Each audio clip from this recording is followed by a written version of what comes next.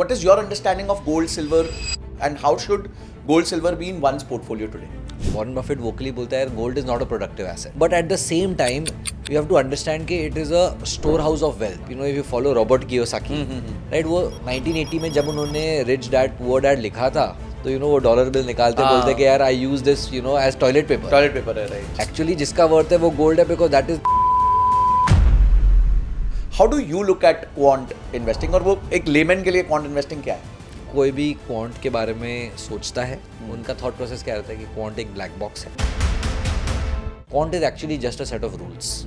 आप अगर निफ्टी को देखेंगे, निफ्टी क्या है? निफ्टी एक क्वांट मॉडल है. अगर कुछ अच्छे फंडामेंटल रूल्स डाल दिए based on our understanding, so that is quant investing. How should one look at passive investing, and is MF better और ETF better? I think definitely ETFs is the place to go 100%. For example, HDFC हो गया या आदित्य बिरला हो गया, इनके mandates रहते हैं कि यूएम ग्रोथ करना है. They will get a fund manager on a salary. अगर आप वो फंड मैनेजर के बारे में थोड़ा जान लेंगे तो आपको पता लगेगा कि यार ये तो बंदा अपना पैसा एफडी में लगाता है. जो बंदा अपना पैसा किधर और लगा रहा है और आपका पैसा कंप्लीट इक्विटीज़ में लगा रहा है तो स्किन इन द गेम नहीं. क्या रिटेल इन्वेस्टर को आईपीओ फोमो में जाना चाहिए? आईपीओ में अपॉर्चुनिटीज आर लोअर. प्रमोटर बेचने को आया है माल कि यार मेरे को घर कुछ पैसे ले जाने हैं, तो it's very questionable. Let's say somebody आज तक 40s तक उसने इन्वेस्ट ही नहीं किया, उसको किस तरीके से इन्वेस्टमेंट को देखना चाहिए?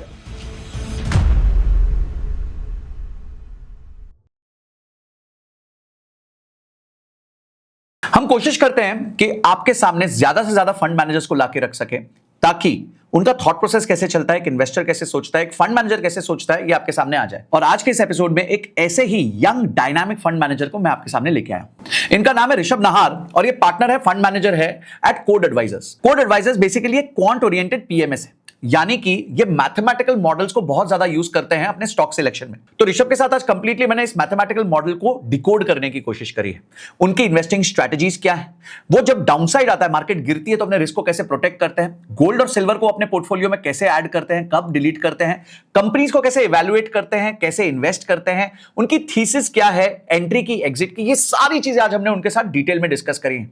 आई एम श्योर अगर आप इस एपिसोड को एंड तक देखेंगे तो आपकी खुद की बहुत जबरदस्त लर्निंग्स होंगी और बहुत सारे मिथ्स होंगे आपके माइंड में जो कंप्लीटली बस्ट हो जाएंगे और आप इन्वेस्टिंग को एक अलग तरीके से देखेंगे. तो इस एपिसोड को एंड तक जरूर देखना ताकि आप ये सारी लर्निंग्स ले सकें. और हां, अभी तक आप में से सिर्फ 6 से 7% लोगों ने इस चैनल को सब्सक्राइब किया है, तो भाई बहुत मेहनत लगती है, एक नया चैनल है, कोशिश कर रहा हूं आप तक बेस्ट गेस्ट को लेके आ सकूं ताकि आपका मनी और माइंडसेट के अराउंड जो है लर्निंग्स बढ़ती रहे. तो पसंद आ रहा हो तो सब्सक्राइब जरूर करिएगा, घंटी दबा दीजिएगा ताकि ऐसे एपिसोड्स आपसे मिस ना हो. चलिए मिलते हैं मिस्टर ऋषभ नाहर से. So hi Rishabh, thank you so much, welcome to Sanjay Kathuria podcast. Hi Sanjay, thanks for having me. चलो, तो आज है ना हम इन्वेस्टर्स के लिए क्या बात करने वाले हैं कि बेसिकली ये जो 2026 का ईयर आ रहा है तो उसमें किस तरीके से वो इन्वेस्ट करें, आईपीओस को कैसे देखें, गोल्ड, सिल्वर, उसके बाद हम बात करेंगे फ्यूचर्स एंड ऑप्शंस, उसमें क्या प्रॉब्लम चल रही है, क्वांट इन्वेस्टिंग जिसको आप यूज़ करते हैं, और मैं एज ओरिएंटेड इन्वेस्टिंग आपके साथ डिस्कस करूंगा. किसी की आज 20s में उम्र है, 30s में है, तो उसको कैसे देखना चाहिए. ईटीएफ इन्वेस्टिंग आजकल बहुत पॉपुलर हुई है, डाइवर्सिफिकेशन, ग्लोबल, तो इस पूरे चर्चा से स्टार्ट करें. We will start with the most important hot topic right now in the internet, which is gold, silver, copper, uranium. मतलब मेरे को लगता है कि पीरियोडिक टेबल खोल के लोग बैठे हुए हैं कि यार वो कौन से सारे मेटल्स थे जिसमें हम इन्वेस्ट कर सकते हैं. सो what is your understanding of gold, silver, and how should gold, silver be in one's portfolio today? Perfect. I think मतलब बहुत इंटरेस्टिंग टॉपिक है. We have also been spending lot of time on it Sanjay. तो I tell you कि हमारा gold पे तो analysis बहुत सालों से चल रहा है. And the way we look at gold is जैसे आप वॉरेन बफेट के बारे में बात करेंगे तो there are many videos on the internet where Warren Buffett vocally बोलता है gold is not a productive asset, and I believe what he says. And that's why he does not invest in it. Right. But at the same time, you have to understand कि it is a storehouse of wealth. Right. Right. तो आप क्या है, आपके पास आज 1 kilo सोना है, आप यहाँ पे आपके जेब में रखा, आप फ्लाइट लेके गए, यूएस में लैंड किया, आपको वहाँ पे उसके सामने पैसा मिल सकता है. Correct. Ultimately what do you need your money for to be able to spend it. Correct. So and you can not keep cash because वो डेप्रिशिएट होते जा रहा है. So you need to find assets that can be store house of wealth. So that's how we look at gold, as a storehouse of wealth, not as a productive asset. तो gold क्यों storehouse of wealth है, right? Because ये सालों से अपने पुरुषों all of them have been using it, correct है. Central bank का बैकिंग है. अगर हम उसको ब्रेक डाउन करें, राइट, जब 100 साल पहले अगर हम जाएंगे तो बार्टर सिस्टम से शुरू हुआ था Right. कि आप कुछ आप गेहूँ दीजिए, मैं आपको बाजरा दूंगा, Right. बट वो हम कब तक चलाएंगे, राइट, ऐसा system, because it's too heavy to carry सब जगह. तो किंग्स ने बोला कि ठीक है, हम एक काम करते हैं कि इंस्टेड ऑफ दिस बार्टर हम गोल्ड सिल्वर कॉइन्स यूज़ करते हैं. फिर उसके बाद एरा आया जहाँ पे बोला कि ठीक है, सेंट्रल बैंक ने बोल दिया कि यार आप काम करो, आपको सिल्वर कॉइन्स और गोल्ड कॉइन्स सब जगह घुमाना नहीं है, आप हमको दे दो, हम आपको उसके सामने करेंसी देते हैं प्रिंट करके. तो ऑलवेज 100% बैकिंग होता था, correct. So that's how the significance of gold and silver has started, and it is yet मतलब it is an important part of the entire system today. So when I am looking at gold today, अभी क्या हो रहा है कि क्यों gold इतना भाग रहा है, that is the question that everyone wants an answer for. And क्या होएगा अगले 5 साल, ये ज्यादा जरूरी हो गया कि ये- अब क्या होगा, क्या Absolutely. 1.5 लाख के ऊपर भी भागेगा? तो ये पूरा यूएस से लिंक्ड है, Okay. राइट. यूएस में अभी 38-39 ट्रिलियन डॉलर्स ऑफ डेट है उनके बुक्स पे. एंड ये क्या कर रहे हैं कि ये डेट को या तो रिफाइनेंस करना पड़ेगा, नेक्स्ट 4 इयर्स में अराउंड 18-20 ट्रिलियन इनको रीपे करना है. ये जो रीपेमेंट इनको करना है 18-20 ट्रिलियन डॉलर्स का, या तो आपके पास वो पैसा होना चाहिए. इन्होंने तो पैसे उड़ा दिए लास्ट 30-40 साल में, डिफेंस में, इराक में, कंजम्पशन में उड़ा दिए, तो पैसे तो नहीं है. ये डेट था किसके पास? तो for example countries like China हो गया, इंडिया हो गया, रशिया, इन्होंने ये सब बॉन्ड्स खरीदे इनसे, राइट है, और इनको करेंसी दिया उसके सामने, और यूएस ने उड़ा दिया. अभी जब रीपेमेंट का टाइम आ रहा है, आपके पास 2 ऑप्शन है, या तो आप एक्चुअली रीपे करिए, या तो आप रीफाइनेंस करिए. आप चाइना को बोलिए, इंडिया को बोलिए, काम करिए ना, थोड़ा अपन और 10 साल इसको थोड़ा इसको खींचते 10 साल और. बट अभी किसी को डॉलर के ऊपर विश्वास नहीं है, राइट. लास्ट अपन ने देखा है, लास्ट 2 साल में डॉलर भी against specifically euro and other currencies बहुत डिप्रिशिएट हुआ है, करेक्ट. सो किसी को विश्वास नहीं है अभी, और किसी को ये रिफाइनेंस नहीं चाहिए. सब बोल रहे भाई मेरा पैसा मुझे वापस दे दीजिए आप. So what's going to happen now and what's been happening now कि अभी क्वांटिटेटिव ईजिंग प्रोग्राम चालू होएगा कि यार अगर रिफाइनेंस नहीं होएगा इनका डेट, तो रीपेमेंट करना पड़ेगा. रीपेमेंट करे पैसा, तो पैसा छापना पड़ेगा. एक बार ये छापना चालू होएगा तो all asset prices start moving up, and इसमें we are seeing gold is having the first effect. Okay. So that's why आप if you follow Robert Kiyosaki, right, वो 1980 में जब उन्होंने रिच डैड पुअर डैड लिखा था, अभी भी जब वो वीडियो पे आते हैं तो वो डॉलर बिल निकालते बोलते कि यार I use this as toilet paper है, राइट. राइट. एंड बट वो I know he is dramatic, but वो जो बोल रहे हैं वो सही है. ये वर्थलेस है एक्चुअली, जिसका वर्थ है वो गोल्ड है, because that is the correct store house of wealth. आप कभी भी सेंट्रल बैंक के पास वापस जा सकते हैं. तो अगर आप 5 साल का व्यू लेंगे, gold will be much higher, Okay. Silver will be much higher. Now silver पे क्या है ना, we have not been able to come up with कुछ स्ट्रॉन्ग स्टडी, क्योंकि सिल्वर में डिमांड का भी पूरा कॉन्सेप्ट है, because silver is also productive asset. Silver में सेंट्रल बैंक का कुछ भी नहीं है, right. It is more about के आपके ईवीज में यूज़ हो रहा है, बैटरीज में यूज़ हो रहा है. So to take a view on silver, आपको ये पूरा डिमांड का एनालिसिस करना पड़ेगा.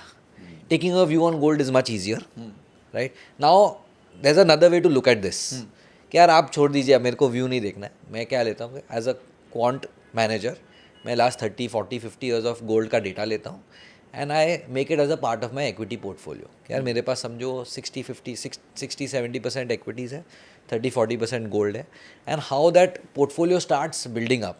तो हमने ना एक बहुत सिंपल एनालिसिस किया था कि अब 2000 से लेके 2021 तक, एंड वाई एम से 21-22 तक की, क्योंकि उसके बाद तो गोल्ड ने कुछ भी कर दिया है. तो बहुत बार मुझे लोग आके बोलते हैं अरे यार लास्ट 3 साल में तो 30-40% दिया. मैं बोले उसको हटा दीजिए, उसको साइड में हटा दीजिए. आप 2000 से 2021 तक गोल्ड का रिटर्न देखिए, निफ्टी का रिटर्न देखिएगा. निफ्टी ने 11.5-12% दिया है, गोल्ड ने भी 11.5-12% दिया है पर एनम, ठीक है. बट अब अगली ड्रॉडाउन देखिए, ठीक है. एज अ क्वांट मैनेजर हम क्या करते हैं ना, हम रिस्क रिलेटेड रिटर्न्स देखते हैं, हम सिर्फ CAGR नहीं देखते, बिकॉज एज ए इन्वेस्टर जब आपका 30-40-50% टूटता है ना, आप सब भूल जाते हो. On paper 10 years look really good, right. But वो 10 years का जो जर्नी रहता है वो volatility 30%, 40%, अभी जैसे बहुत लोग बिटकॉइन का देखते हैं ना कि कहाँ से कहाँ हो गया, बट उसमें ना 4 बार 80% गिरा है. बिल्कुल सही है, राइट. सो जब आप गोल्ड और निफ्टी को मिक्स करेंगे, सो निफ्टी अलोन है दिया है 12% विद अ मैक्स ड्रॉडाउन. 2008 में 60% निफ्टी का ड्रॉडाउन आया था, 59%, एंड 2020 में 39-40% आया था. And gold has given same 12% with से 30% ड्रॉडाउन. 2011-12 में आया था, 2022 में भी आया था. दोनों को कंबाइन कर दीजिए, दोनों का ड्रॉडाउन अलग पीरियड में आता है. आपका रिटर्न सेम रहेगा 12%, बट आपका जो ड्रॉडाउन है वो 20% पे आ जाएगा। तो रिस्क एडजस्टेड आपको बेटर रिटर्न्स मिल रहा है, right. So you have to look at gold as a percentage of your portfolio. So everyone should have gold in the portfolio as a percentage. अभी रिसेंटली रे डालियो ने निखिल कामत के साथ एक interview लिया था, right, and he very explicitly वो बोल रहे थे कि यार gold should be anywhere between 10 to 15% of your portfolio at any point. So gold definitely even today should be a part of everyone's portfolio. Will it be higher? Definitely higher from a 3-5 year perspective. एक साल में क्या होएगा? Anybody's call. It's pretty much guesswork. Because क्या है ना, if you are trying to predict price of gold, मतलब कि चाइना क्या करने वाला है, इंडिया क्या करने वाला है, रशिया क्या करने वाला है, कितना टन खरीदने वाला है, इंटरनली इनके पॉलिसीज कैसे चेंज होते हैं, मतलब वो सब हमें प्रिडिक्ट करना पड़ेगा, जो मुश्किल है करना, राइट, क्योंकि चाइना की क्या पॉलिसी है। अभी जो रैली आया, it is being attributed to China buying gold. China के पास 2000 टन गोल्ड था, यूएस के पास 8,500 टन है। चाइना का थॉट प्रोसेस ऐसा है कि मुझे भी 8,000 तक लेके जाना है, तो सब डॉलर बेच के गोल्ड खरीद रहे हैं, एंड ये यूएस का क्राइसिस आएगा। नाउ रे डालियो क्या करता है, एंड जो हमने भी एनालिसिस किया था कि जब भी क्राइसिस के टाइम आते हैं तभी these strong hard assets do very well.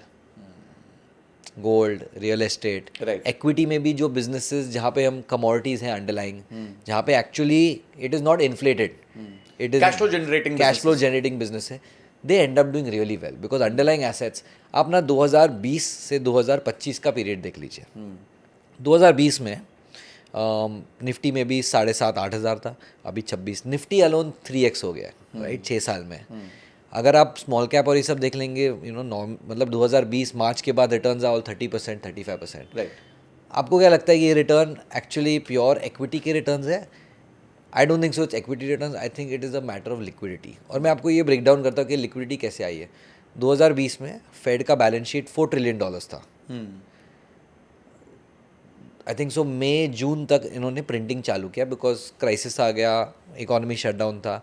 तो सेंट्रल के बैंक के पास 2 ही टूल होता है। एक टूल है कि यार आप प्रिंटिंग करो, दूसरा टूल है कि इंटरेस्ट रेट ड्रॉप करो। इंटरेस्ट रेट तो 0 ला लिया था, अब क्या करो और कितना अभी आप कम नहीं कर सकते हो। मतलब आप एक्चुअली जब 0% इंटरेस्ट रेट होता है, एंड एक्चुअली आप एज अ इन्वेस्टर सोचो ये चीज़ के बारे में कि आपको आप बैंक में जा सकते हो, आप पैसा उठा सकते हो बिना ब्याज का, और क्या चाहिए आपको। बट उसके बाद भी इकोनॉमी स्टिमुलेट नहीं हो रहा था, तो इन्होंने क्या किया, लिक्विडिटी पंप किया मार्केट में। लिक्विडिटी कैसे पंप किया? 4 ट्रिलियन के बैलेंस शीट को इन्होंने वही साल $4 ट्रिलियन और प्रिंट किया, बैलेंस शीट डबल हो गया।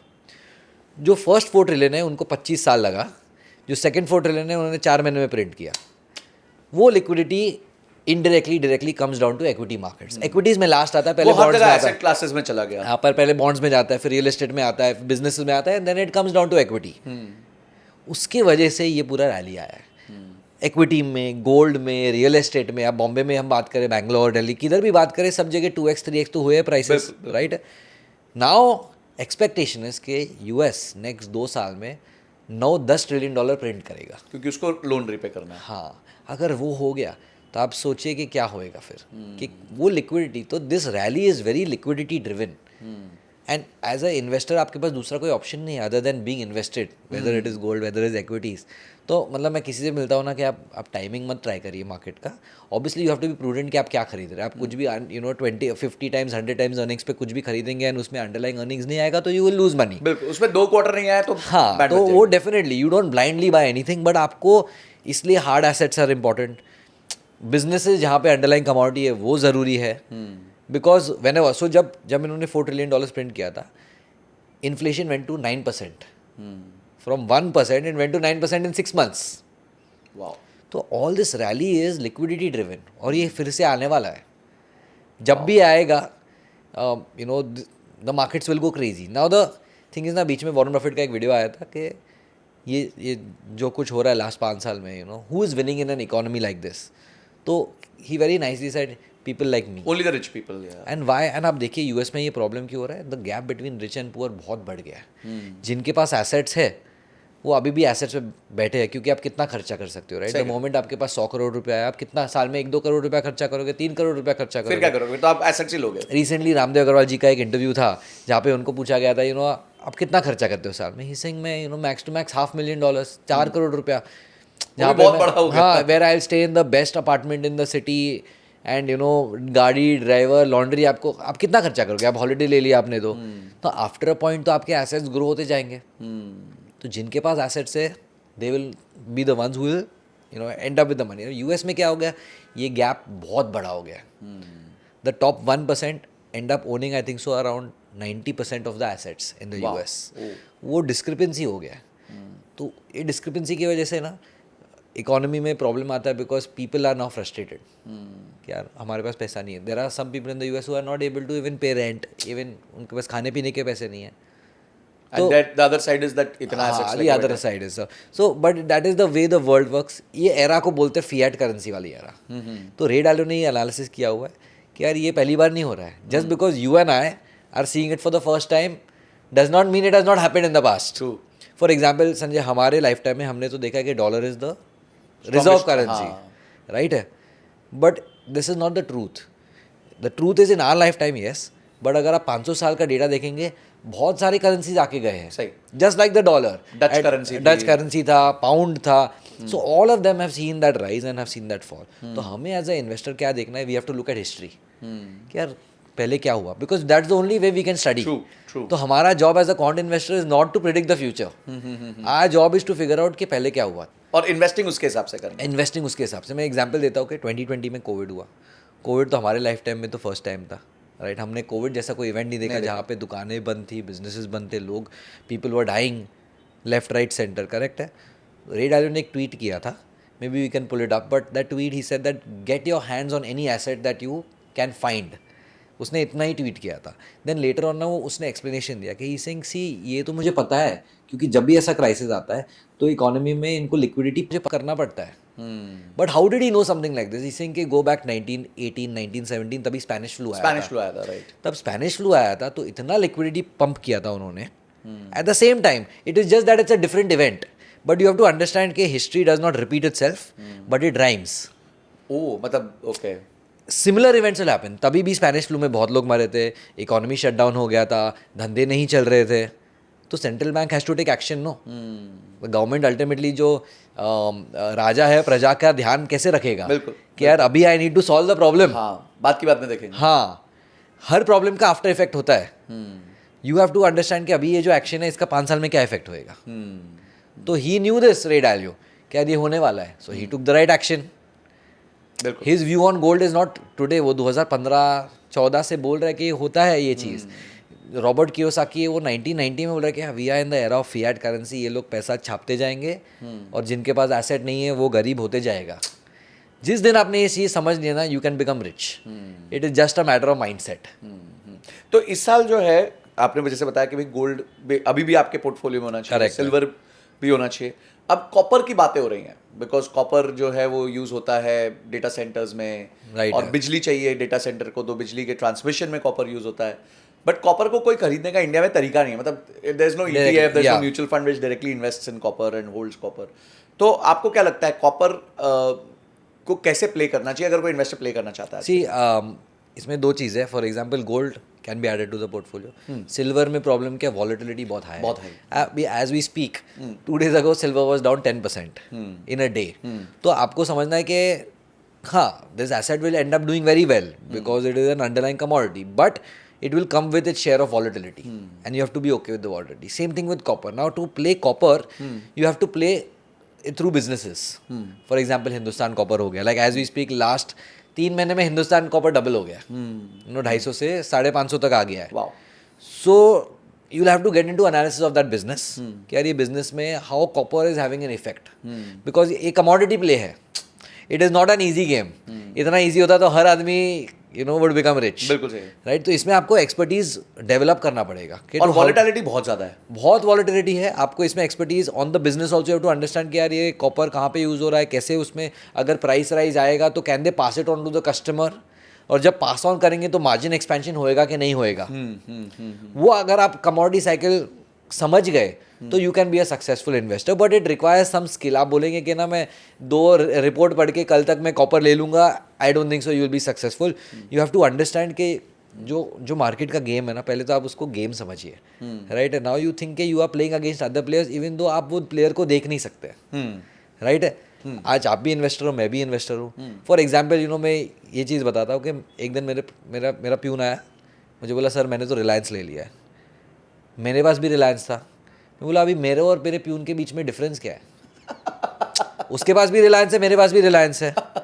It's a matter of thought process कि he has come in from a thought process of gambling. I have come in with the consciousness and the thought process of कि ये underlying business है, I am a part owner of this business, ये मुझे earnings growth देगा. और I tell you when he will falter, वो 10% गिरेगा ना वो स्टॉक, वो बेच देगा क्योंकि उसको पता ही नहीं कि उसने लिया क्यों था. तो ये जो गेम है जो हम खेल रहे, we are playing against other players, right. अभी जैसे वॉरेन बफेट है, वो बात करता है कि मैं टेक बिजनेस नहीं खरीदता हूँ. बोला मैं क्यों नहीं खरीदता, मुझे समझ में नहीं आता है. और अगर मुझे समझ में आ भी गया, बाहर और 100 खिलाड़ी है हुआ 10 टाइम्स अहेड ऑफ मी, जिनको पूरा गेम समझ में आता है. So they will beat me at this game. तो ही ऑलवेज सेज ना कि यार मुझे वो गेम खेलना है जहाँ मुझे पता है 100% कि मैं जीतने वाला हूँ. तो एज एन इन्वेस्टर आप वो गेम खेलिए जहाँ पे आपको अंडरस्टैंडिंग है. डोंट थिंक कि अभी गोल्ड भागेगा या कॉपर भागेगा. आप उसका अंडरस्टैंडिंग लीजिए and you have to develop that understanding. अगर देखिए अंडरस्टैंडिंग डेवलप करने में लोगों के पास या तो टाइम नहीं होगा, they are doing some other job. Now if they want to construct a portfolio, एक अभी कमोडिटीज को क्लोज करते हैं, लेट्स से एक इक्विटी प्लस कमोडिटी पोर्टफोलियो है, तो वो इक्विटी कितना, कमोडिटी कितना, और कमोडिटी के अंदर लेट्स से कौन कौन सा कमोडिटी कितना % होना चाहिए, कंसिडरिंग कि मैं मतलब लेट्स से मीडियम रिस्क ले सकता हूँ, मेरे को I have a 10-year horizon to invest. See ideally maximum money will be made in equities. Commodity मतलब आपका गोल्ड सिल्वर हो गया. Now that could be 30% of your portfolio, 30% of your portfolio, 60-70% of your portfolio will have to be equities. आपको समझ में आ रहा है कि ये जो गोल्ड है या सिल्वर है is more like a hedge on the equity portfolio, right, because ये प्रोडक्टिव एसेट नहीं है. बट जब करेंसी डेप्रिसिएशन होता है, जब इन्फ्लेशन किक इन होता है, ये कमोडिटीज़ बहुत अच्छे करते हैं.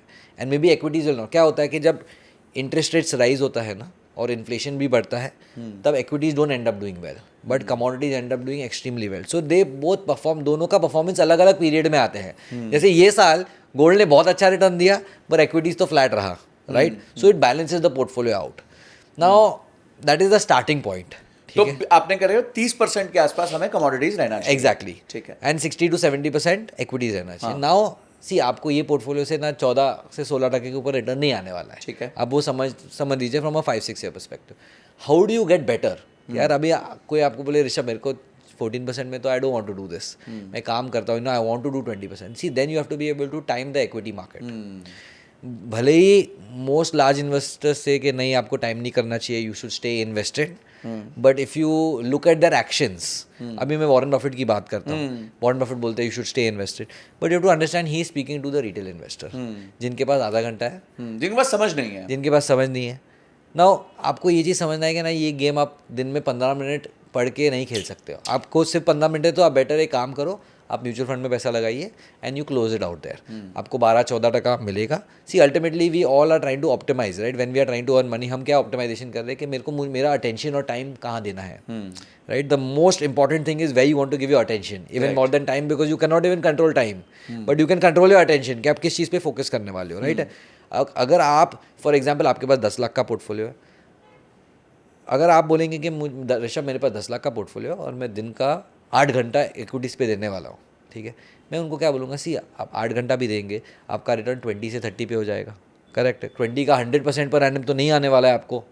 तो 20 से 30 में आपका 2 लाख से 3 लाख रुपये इनकम बढ़ेगा. 1 लाख से आपका इनकम बढ़ेगा by spending 8 hours a day. आप एक काम करिए ना, you figure out another way to make 10 lakhs more. Sure. By selling your time. Sure. So you have to balance between that. Now that's why large investors क्या करते हैं, जब भी कॉर्पोरेट बढ़ते जाता है, समझो आपके 10, 15, 20 करोड़ हो गया, फिर आप सब छोड़ छाड़ के ये करिए. हाँ, क्योंकि आपको पता है कि इंक्रीमेंट अगर मैं 10% साल का बना लिया तो 2 करोड़ ज़्यादा कमा सकता हूँ. हाँ. 20 करोड़ पे अगर मैंने 10% ज़्यादा कमा लिया, 2 करोड़ ज़्यादा कमा सकता हूँ. एंड मैं मेरा टाइम बेच के भी 2 करोड़ नहीं कमा सकता हूँ.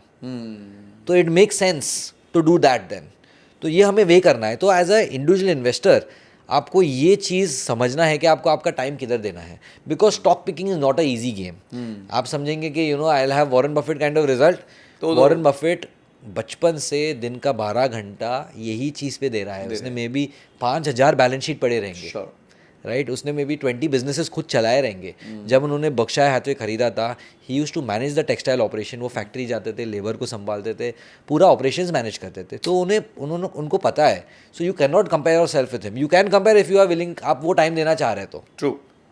तो वापस आते हैं, 30% हमारा कमोडिटी पोर्टफोलियो, 70% इक्विटीज होएगा। उसके अंदर क्या होना चाहिए 30% के अंदर? I think on R and gold अच्छा। And pure gold, because gold में वॉलिटिलिटी बहुत कम है, हाँ। सेंट्रल बैंक का बैकिंग है, it is not driven significantly by demand and supply. तो 10 लाख के पोर्टफोलियो में 3 लाख कमोडिटी और वो पूरा 3 lakh gold.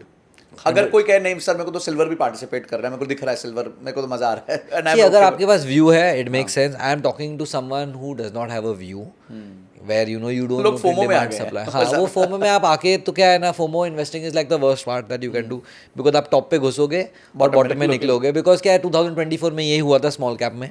Most people enter the top के, यार यहाँ से तो जो अर्निंग्स ग्रोथ, इंडिया का स्टोरी, हर पेज पे इंडिया 2050 का फोटो आ रहा है, एंड फिर वो स्टोरी बन जाता है। फॉर एग्जाम्पल आज ना सिल्वर, अभी मेरी मदर, कल मैं कोई फैमिली फंक्शन में गया था, एंड मेरी मदर एक आंटी से बात कर रही थी, एंड मेरी मॉम बोल रही थी कि कैसे है ना सैमसंग अभी सिल्वर का यूजेज कर रहा है एंड ऑल दैट। एंड फिर मैं मेरी मॉम को देखने लगा, आपने कब पढ़ा? इसलिए तेरे को पता नहीं अभी, मैं कल बताती हूँ कि बराबर से मैंने बहुत पढ़ा है सिल्वर के बारे में, अभी यहाँ से सिल्वर है। सर जी ये ना स्टोरीज कभी आती है, बुल रन के बाद स्टोरी आती है। सही कह रहे हैं। राइट, मतलब मेरे घर में आइडेंटिफाइड। सो ये सब फोमो का है, लाइक दैट डे बीच में जब बिटकॉइन बढ़ गया, मेरी मदर ने मेरे को फ़ोन किया, मुझे बिटकॉइन खरीदना है। आई सेड मॉम आप ऐसे कैसे बोल सकते हैं? नहीं, इधर से ना ये अभी फिएट करेंसी का एरा है, अभी ये क्या है, कोई 2 ट्विटर पोस्ट पढ़ लेते हैं। So then you have to explain कि सी आप, I am not against buying a asset, आप पहले उसको स्टडी करिए ताकि आप टॉप पे नहीं घुसे। नहीं, प्लस उसके नेचर को समझ लीजिए कि आप उतनी वॉलिटिलिटी झेल भी सकते हो क्या? 100%। आप देखिए $1.25 लाख से बिटकॉइन गिर के $80,000 आ गया। एग्जैक्टली, मतलब आप झेल सकते हो क्या कि with in a span of 30 days इतना मैसिव करेक्शन आएगा? It is moving like a micro cap stock. या एब्सोल्युटली। मतलब सिल्वर को भी मैं बोलता हूँ कि वो स्मॉल कैप स्टॉक जैसा घूमता है। हाँ। आप उसको स्मॉल कैप स्टॉक के थॉट प्रोसेस से पोर्टफोलियो में लगाइए। बिल्कुल, मतलब एक छोटा पोर्शन दे दीजिए। हाँ, अगर आपको लगाना भी है ना, इट्स वेरी वॉलेटाइल। अभी कल 10% टूट गया एक ही दिन में। 10% तो अच्छे स्टॉक भी नहीं टूटते, राइट है, like Reliance, HDFC bank 10%, even over quarters they don't fall because of the kind of stability the business has. True. Silver में वो स्टेबिलिटी नहीं है, it lot of speculation is also there in silver. तो how to separate the speculation from the actual demand आप नहीं कर सकते। 3 लाख रुपए पूरा का पूरा गोल्ड में डाल दीजिए। चलो परफेक्ट, ठीक है। तो भाई ये बहुत क्लियर है, ये सिल्वर कॉपर को एक बार साइड में रखो। ऋषभ कह रहे हैं कि भाई अगर बना रहे हो तो गोल्ड पोर्टफोलियो 30% का बना लो। ठीक है, हमने अब गोल्ड सिल्वर कवर कर लिया। अब आते हैं एक टर्म जो आप बार बार यूज कर रहे हैं, क्वांट इन्वेस्टिंग। पीछे सोनम भी हमारे पॉडकास्ट पे आई थी, सोनम श्रीवास्तव, राइट से, and she also kind of decoded this for us. But how do you look at quant investing? और वो एक लेमैन के लिए quant investing क्या है? परफेक्ट। सो पहले तो ना, जब कोई भी क्वांट के बारे में सोचता है, उनका थॉट प्रोसेस क्या रहता है कि क्वांट एक ब्लैक बॉक्स है, कुछ किसी ने कुछ कोड लिखा है, उसमें कोई स्टॉक निकलेगा।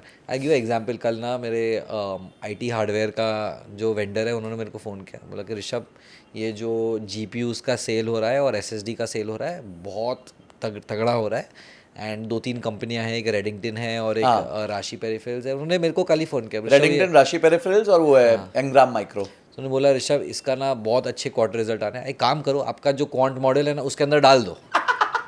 तो आप समझे कि this is the understanding of the market, it's not only him. So then I had to explain to, I said देखो ना, ऐसा नहीं होता है ना, क्वांट मॉडल में डाल दो का क्या मतलब हो गया?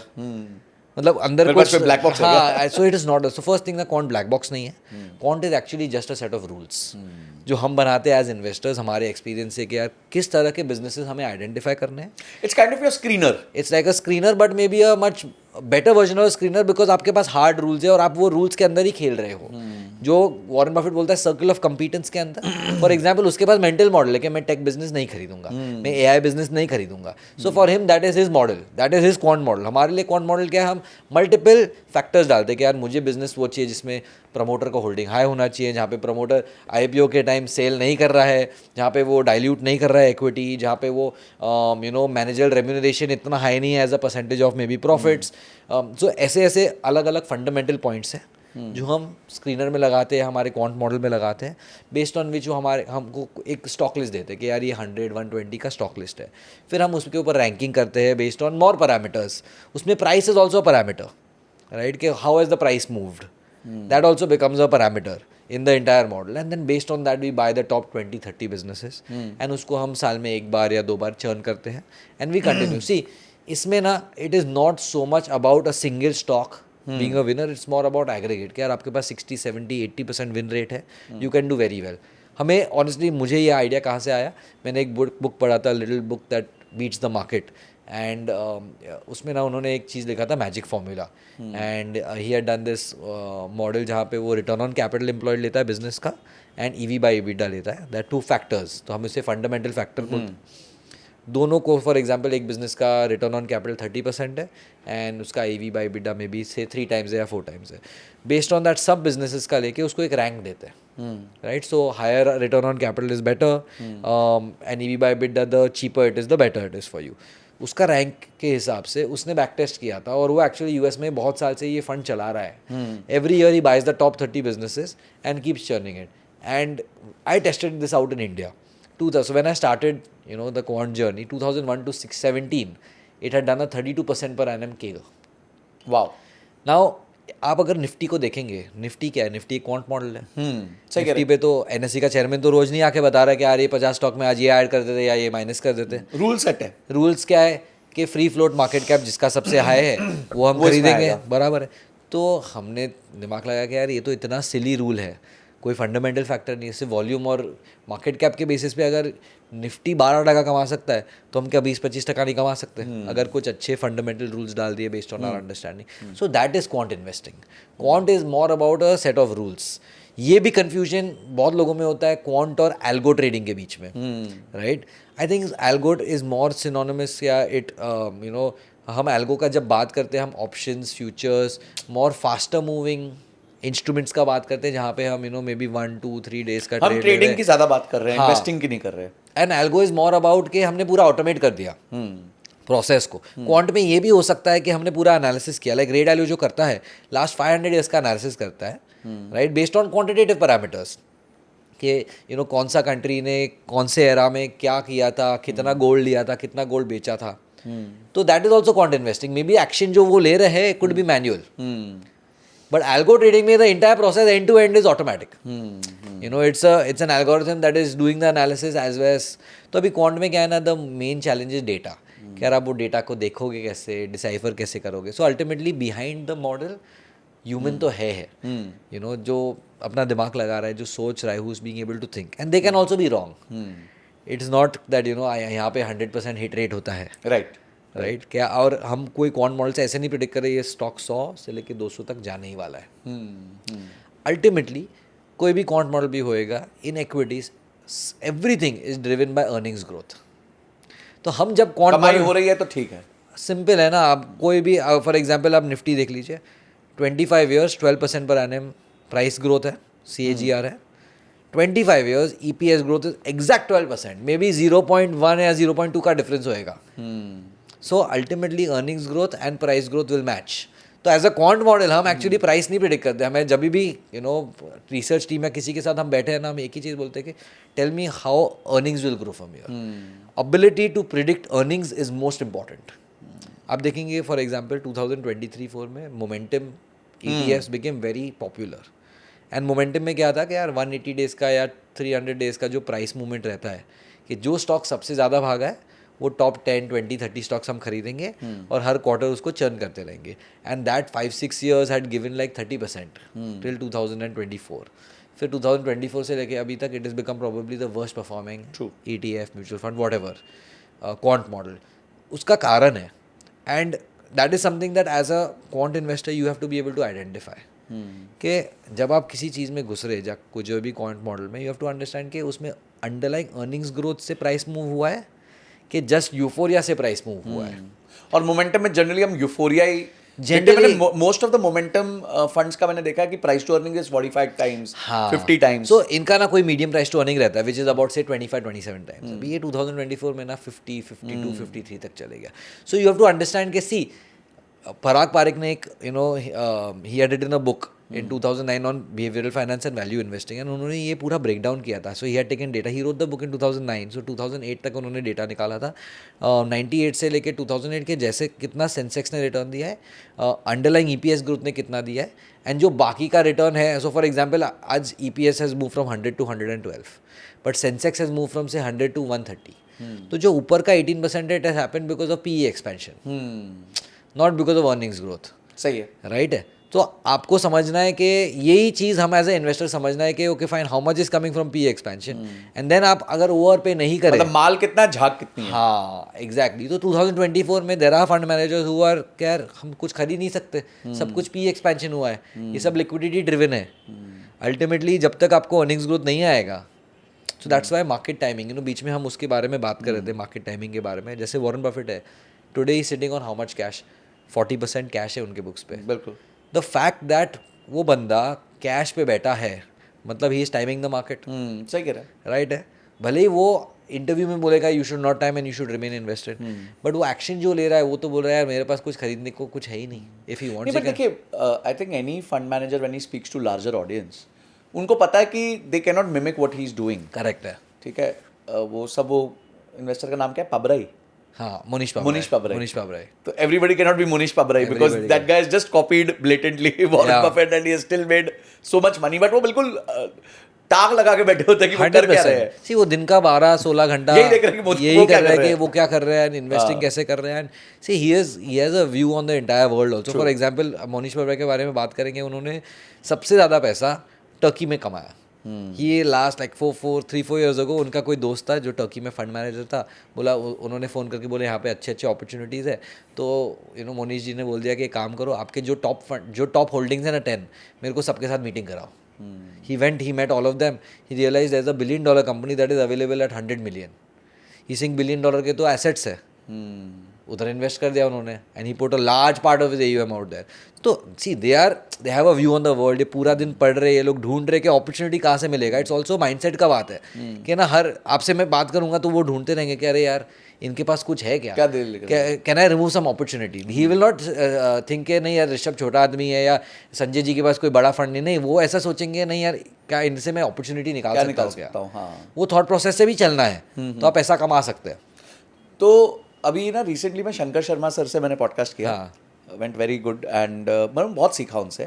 I think 2 things which I learned from him were diversification, because everybody speaks about concentrated bets. तो उन्होंने कहा कि भाई concentrated bet तो वो रिजल्टेंट होता है.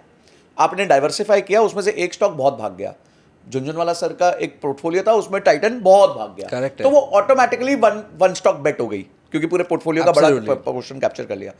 And he spoke a lot about international investing because he's been doing it for very, very long, I think. Right. Last 20-25 years he's been doing it. And he said that the maximum returns which he generated from this year were from Poland and from Chile. तो मैं भी हैरान हो गया when I went down and then I saw South Korea has done very well. South Korea has done very well. Poland has done very well. This Chile and Latin America has done very well. So because वहाँ mines हैं तो mining companies हैं तो वो सब चल पड़ी.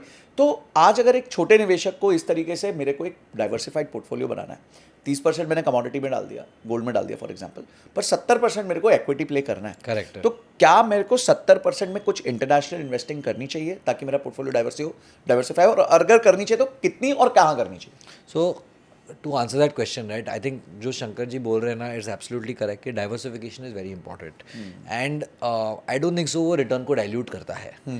As long as आपके जितने भी एसेट क्लास है underlying, at the end of 10 years same return दे सकते हैं, but they all come in different periods. तो ये कॉन्सेप्ट ना रे डालो का कॉन्सेप्ट है. वो एक ऑल वेदर फंड चलाते हैं, वो 25-30 साल से चला रहे हैं, $250 billion मैनेज कर रहे हैं, never had a negative year.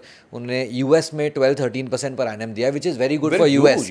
Dollar terms में आप समझेंगे ना, इंडिया में 12% मतलब आप इन्फ्लेशन मैनेज कर दीजिए 7%, 3% करेंसी डेप्रिसिएशन, तो एक्चुअली तो 2% ही बना. बट यूएस में 12% मतलब वहाँ पे करेंसी इतने साल तो डेप्रिशिएट नहीं हुआ, इन्फ्लेशन 2% था. तो as good as making 10-11% real returns, not nominal. So उनका ये कॉन्सेप्ट के get 15 asset classes which are uncorrelated, हाँ, okay, and have the potential to make the same return over a long span. See long span तो necessary, you cannot fight for the next 1 year.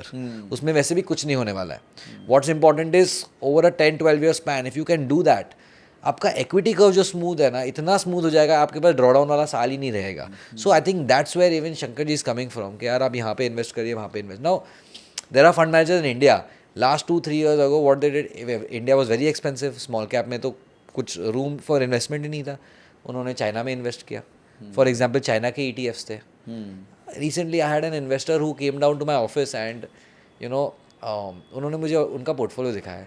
He is a mutual fund investor and उन्होंने 10 करोड़ के portfolio से last 6 years में 60 crores पे लेके आ गए.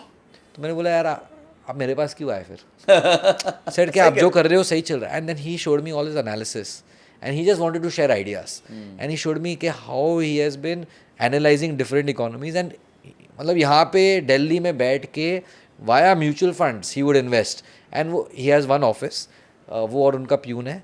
And I think so Connaught place में उनका ऑफिस है. इसी कि यहाँ पे सब म्यूचुअल फंड के जो हेड ऑफिस है यहाँ पे ही है. हाँ, राइट. तो मैं क्या करता हूँ कि ना मेरा प्यून मैं डायरेक्टली म्यूचुअल फंड से खरीदता हूँ, not even through distributor and all that. And बस मैं एनालिसिस करता हूँ कि मेरे को कौन से ETF में डालना है based on. So he is looking at US ETF, he is looking at China ETF and he is only doing allocation. His game was allocation. 2.5 साल पहले उन्होंने क्या किया, मतलब पर्सनल PMS चला रहे हैं. हाँ, but he saying this is my personal wealth, I can do this things. But see ये जो डाइवर्सिफिकेशन का बात है, समझो मैं आपको बताऊंगा कि यार नहीं कुछ चाइना में लगाना चाहिए, कोई US में. The thing is that different markets perform well in different periods. तो आपको एनालिसिस तो करना पड़ेगा. अगर आप ब्लैंकेट मुझे बोलेंगे ना कि ऋषभ आप मेरे को 5 बता दीजिए और यहाँ से नहीं, वैसा नहीं हो सकता है. It's not that straight forward, right. So you should have allocation. से फॉर एग्जांपल 30% हमने बताया कि गोल्ड हो सकता है, 70% जो इक्विटीज़ हो सकता है, उसमें we can have 20-25% as international equities. International में there China, there US. I am scared of the US right now कि यार US में जो the AI bubble that is going on, जो डेट क्राइसिस आने वाला है, that is a tricky one कि वहाँ पे बड़ा ड्रॉडाउन आ सकता है. But from a diversification perspective some amount can definitely be. But India से बाहर जाने वाले पैसे में बहुत कम वो है, ऑप्शंस है. You have China, you have Japan का भी एक म्यूचुअल फंड है, यू हैव क्या कहते हैं US है. बट उसके अलावा that's it, there is only that. It's not like but अगर मुझे जिस तरह ईस्टर्न यूरोप डालना है, ये सब डालना है, तो should I go this LRS route and pick up maybe iShares का कोई ETF या किसी तरह. प्रॉब्लम है LRS इज ना, आपको 20% TCS भरना पड़ता है. तो अगर आपको करना है ना तो आपको मार्च में शुरू करना चाहिए. ओके, क्योंकि आप फटाफट आपका पैसा वापस. तो आपका and it can get adjusted against advance tax. Yes. तो क्या होता है कि आप समझो कि आपने $1,00,000 भेज दिया, आपने $10,000 भेज दिया, तो उसके सामने आपको $2,000 और सरकार को भरना पड़ेगा. हाँ.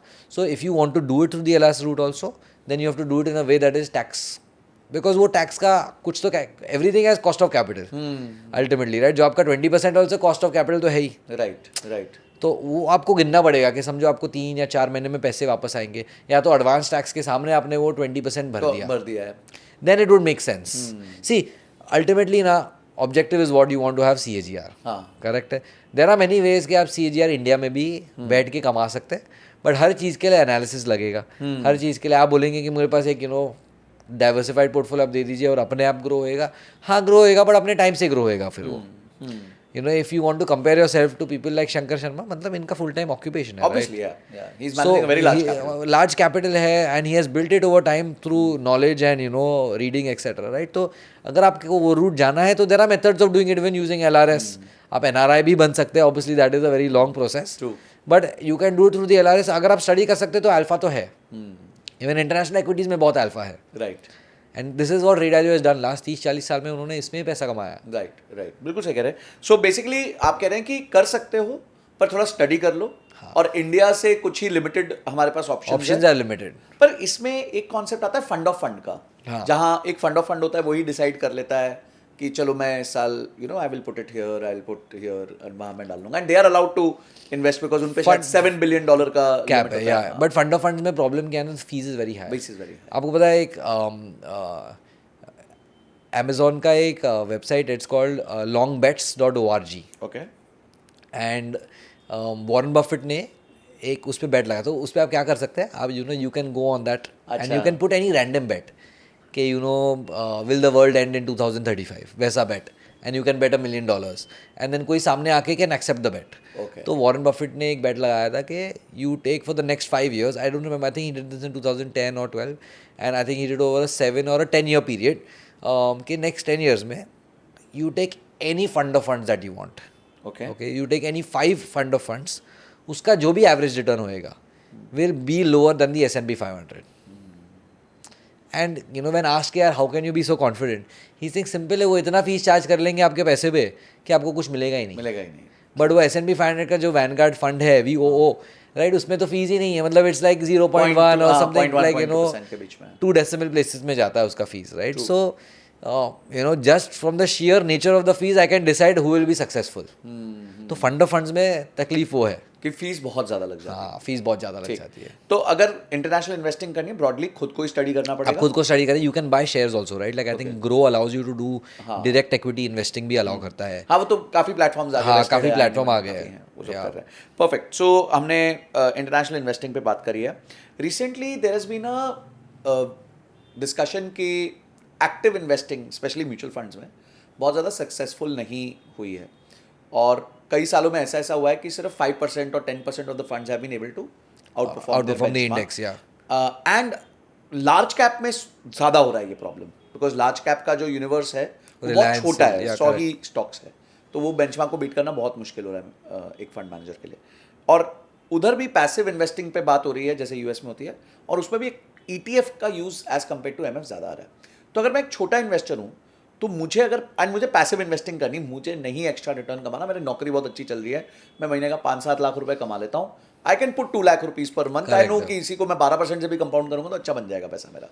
तो how should one look at passive investing, and is MF better और ETF better in that? I think definitely ETFs is the place to go 100%. Okay. And reason ये जो आपने बात बताया ना, active investing is very difficult. Active investing मतलब कि आपका process has to be very strict. आप हर 3 महीने आपका प्रोसेस नहीं बदल सकते. हर 2 साल जब अंडर परफॉर्मेंस आएगा आप अपना प्रोसेस नहीं बदल सकते. And as an active fund manager to do that, मतलब you know you have to have lot of guts. अभी फंड मैनेज जब आप म्यूचुअल फंड के बारे में बात करेंगे ना, आपको इंडस्ट्री समझनी है कि जो इंडस्ट्री है वहाँ पे कोई बड़ा EMC है, फॉर एग्जांपल HDFC हो गया या आदित्य बिरला हो गया, इनके मैंडेट्स क्या रहते हैं? इनके मैंडेट्स रहते हैं कि UM ग्रोथ करना है. करेक्ट है. अभी प्रॉब्लम क्या है कि they will get a fund manager on a salary. अगर आप वो फंड मैनेजर के बारे में थोड़ा जान लेंगे तो आपको पता लगेगा कि यार ये तो बंदा अपना पैसा FD में लगाता है. राइट है. सो आपको ये चीज़ समझना है कि वो कहते हैं sellers don't consume. Exactly right. So आपको समझना है कि यार जो बंदा अपना पैसा किधर और लगा रहा है और आपका पैसा कंप्लीट इक्विटीज़ में लगा रहा है, तो स्किन इन द गेम नहीं है. आपको ऐसे बंदे को पैसा देना है जो रात को पूरी रात, अगर वो मतलब उसको सोचना चाहिए कि यार you know my investors are safe, आधे भी उनका कैपिटल ग्रोथ हो रहा है कि नहीं हो रहा है. That is very important. Intention is the first part. True. उसके बाद प्रोसेस आएगा. बट अगर इंटेंशन ही नहीं है, क्योंकि क्या होता है अगर 3 साल अंडर परफॉर्म किया फंड मैनेजर ने, right, for example like last 1.5 year जितने भी फंड मैनेजर्स जिन्होंने ग्रोथ बिजनेसेस में लगाया, यू नो वेयर ग्रोथ आ रहा था but for whatever reason growth कम हो गया, they have underperform. And no value investors have done well, where they are buying businesses जहाँ पे अंडरलाइंग एसेट्स थे या बहुत सस्ते चल रहे थे, they ended up doing well. तो they will be penalised by the fund कि अभी आपको बोनस नहीं मिलेगा क्योंकि आपका तो परफॉर्मेंस ही नहीं था. मे बी और 1 साल खराब परफॉर्मेंस हुआ तो maybe he have to be you know replaced. तो अभी आप तो as a investor you don't know कि इन द बैकग्राउंड ये सब चीज़ें हो रही है. और वो बदल रहा है बंदा, फंड मैनेजर बंदा. आपने क्या थॉट प्रोसेस से इन्वेस्ट किया था और उसके बाद 2 साल के बाद वो फंड का थॉट प्रोसेस भी बदल गया. हम देखते हैं कितनी बार फंड्स के नाम भी चेंज हो जाते हैं हर 4-5 साल, राइट. अभी हमने देखा एक value discovery fund value fund हो गया. अरे अकाउंट्स में प्रॉब्लम हो जाता है. आपको पता है कि आपका अकाउंट्स वाला जब देख रहा है तो कितनी बार यू नो फ़ोन करेगा, सर ये तो पहले इमर्जिंग अपॉर्चुनिटीज़ था, अब ये तो वैल्यू डिस्कवरी हो गया, मेरे को समझ में नहीं आ रहा है. और तभी हमें पता लगता है अरे यार ये तो इन्होंने अपना थीसिस ही चेंज कर दिया बिकॉज इनको लगता है ये नहीं चल रहा था. So problem with mutual fund is they are constantly changing, but there are some guys who do it well. For example Parag, right. जब 2016-17 में उन्होंने लॉन्च किया था, I remember I had invested in that fund and I remember कि यार मैंने हर brochure, उनका एक ब्रोशर आया था एंड हर ब्रोशर का हर पेज पढ़ा था. They were one of the few funds who actually had a very strong process. अगर आप म्यूचुअल फंड में पैसा लगाने वाले तो आप उनका प्रोसेस जानिए. आप जानिए कि पीछे कौन है, उनका प्रोसेस क्या है, उनका प्रोसेस तो बदल नहीं रहा है, एंड जो स्टॉक्स पकड़ के रख रहे हैं is it as per the process, तो आप लगा सकते हैं. Very few are there but who are there they will be successful. ये नहीं होता है तो आप ETF में पैसा लगाइए. ठीक है, राइट. बिकॉज ETF में क्या है ना, प्रोसेस कंसिस्टेंट है, प्रोसेस चेंज नहीं हो रहा है. राइट. तो एटलीस्ट आपने क्या थॉट प्रोसेस है. फॉर एग्जांपल आज निफ्टी का वैल्यू ETF है, उसमें they buy 30 stocks out of the 200 businesses based on value. तो वैल्यू के पैरामीटर्स है, से प्राइस टू अर्निंग और अदर वैल्यूएशन फिल्टर्स के जो सबसे सस्ते कंपनी है वो कंसिस्टेंटली खरीदते जाते हैं. ये वैल्यू का जो ETF है एक्चुअली पराग पारेख जी ने ना इनका एक टेस्टिंग किया था एक बार 1996 से लेके 2008 तक. एंड बेसिकली निफ्टी 50 में जो you rank all the businesses based on price to earnings, and जो बॉटम 20 है, मतलब जो सबसे सस्ते चल रहे हैं, आप हर साल से वो खरीदिए. अच्छा. And we have also recently tested this. अच्छा. And it does better than the Nifty 50. Oh. So I think we had taken a 20-year period. In that same period, Nifty did 12%, but these businesses which were based on value did 16.5%. That's very nice. But look at it a 20-year period. अभी ना मैं आपको 1996 से 2005 का example दिखाता हूँ. 96, 7 and 8 Nifty 50 के जो top 20 businesses which are high price to earnings gave 50%, 70% and 40%. 3 years. And then 2000 का क्रैश आया. In that same period, the जो low P वाले business ना it gave like flat return, up 10%, up 15%. फिर 2000 का जब क्रैश आया ना, ये वाला जो फर्स्ट वाला मॉडल था, where you're buying the top 20 based on high price to earnings, fell by 70%. And ये वाले they were flat or up 5%. Alpha generation वहाँ पे चालू हुआ. So different, why Actually ना गिरना भी एक बहुत बड़ा ग्रोथ है. बहुत बड़ा ग्रोथ है. And see different investing styles have returns in different periods also. Right है. तो वो जो प्रोसेस है you have to give it time to play out. Mutual fund में प्रॉब्लम क्या है, अगर आप उसको टाइम नहीं देते और बार बार प्रोसेस को बदलते रहेंगे, आप ऑब्वियसली आप अंडर परफॉर्म करेंगे. तो जो ETFs है उसका एडवांटेज ये है कि प्रोसेस नहीं बदलता है, आपका एक्सपेंस रेशियो बहुत कम है. So at least things are in your favor. It's like playing, it's like playing poker, right? You're consistently working on probabilities. वो probability 10 हैंड में नहीं प्ले आउट होएगा, वो प्रोबेबिलिटी 1000 हैंड में प्ले आउट होएगा. राइट.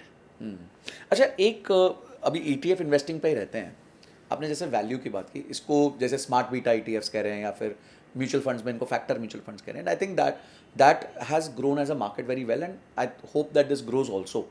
मैं एक एनालिसिस देख रहा था निफ्टी 500 मोमेंटम 50 की. करेक्ट है. And I saw that Nifty 500 over 20 years has given Nifty 50 over 20 years has given a 12 to 13%. Correct.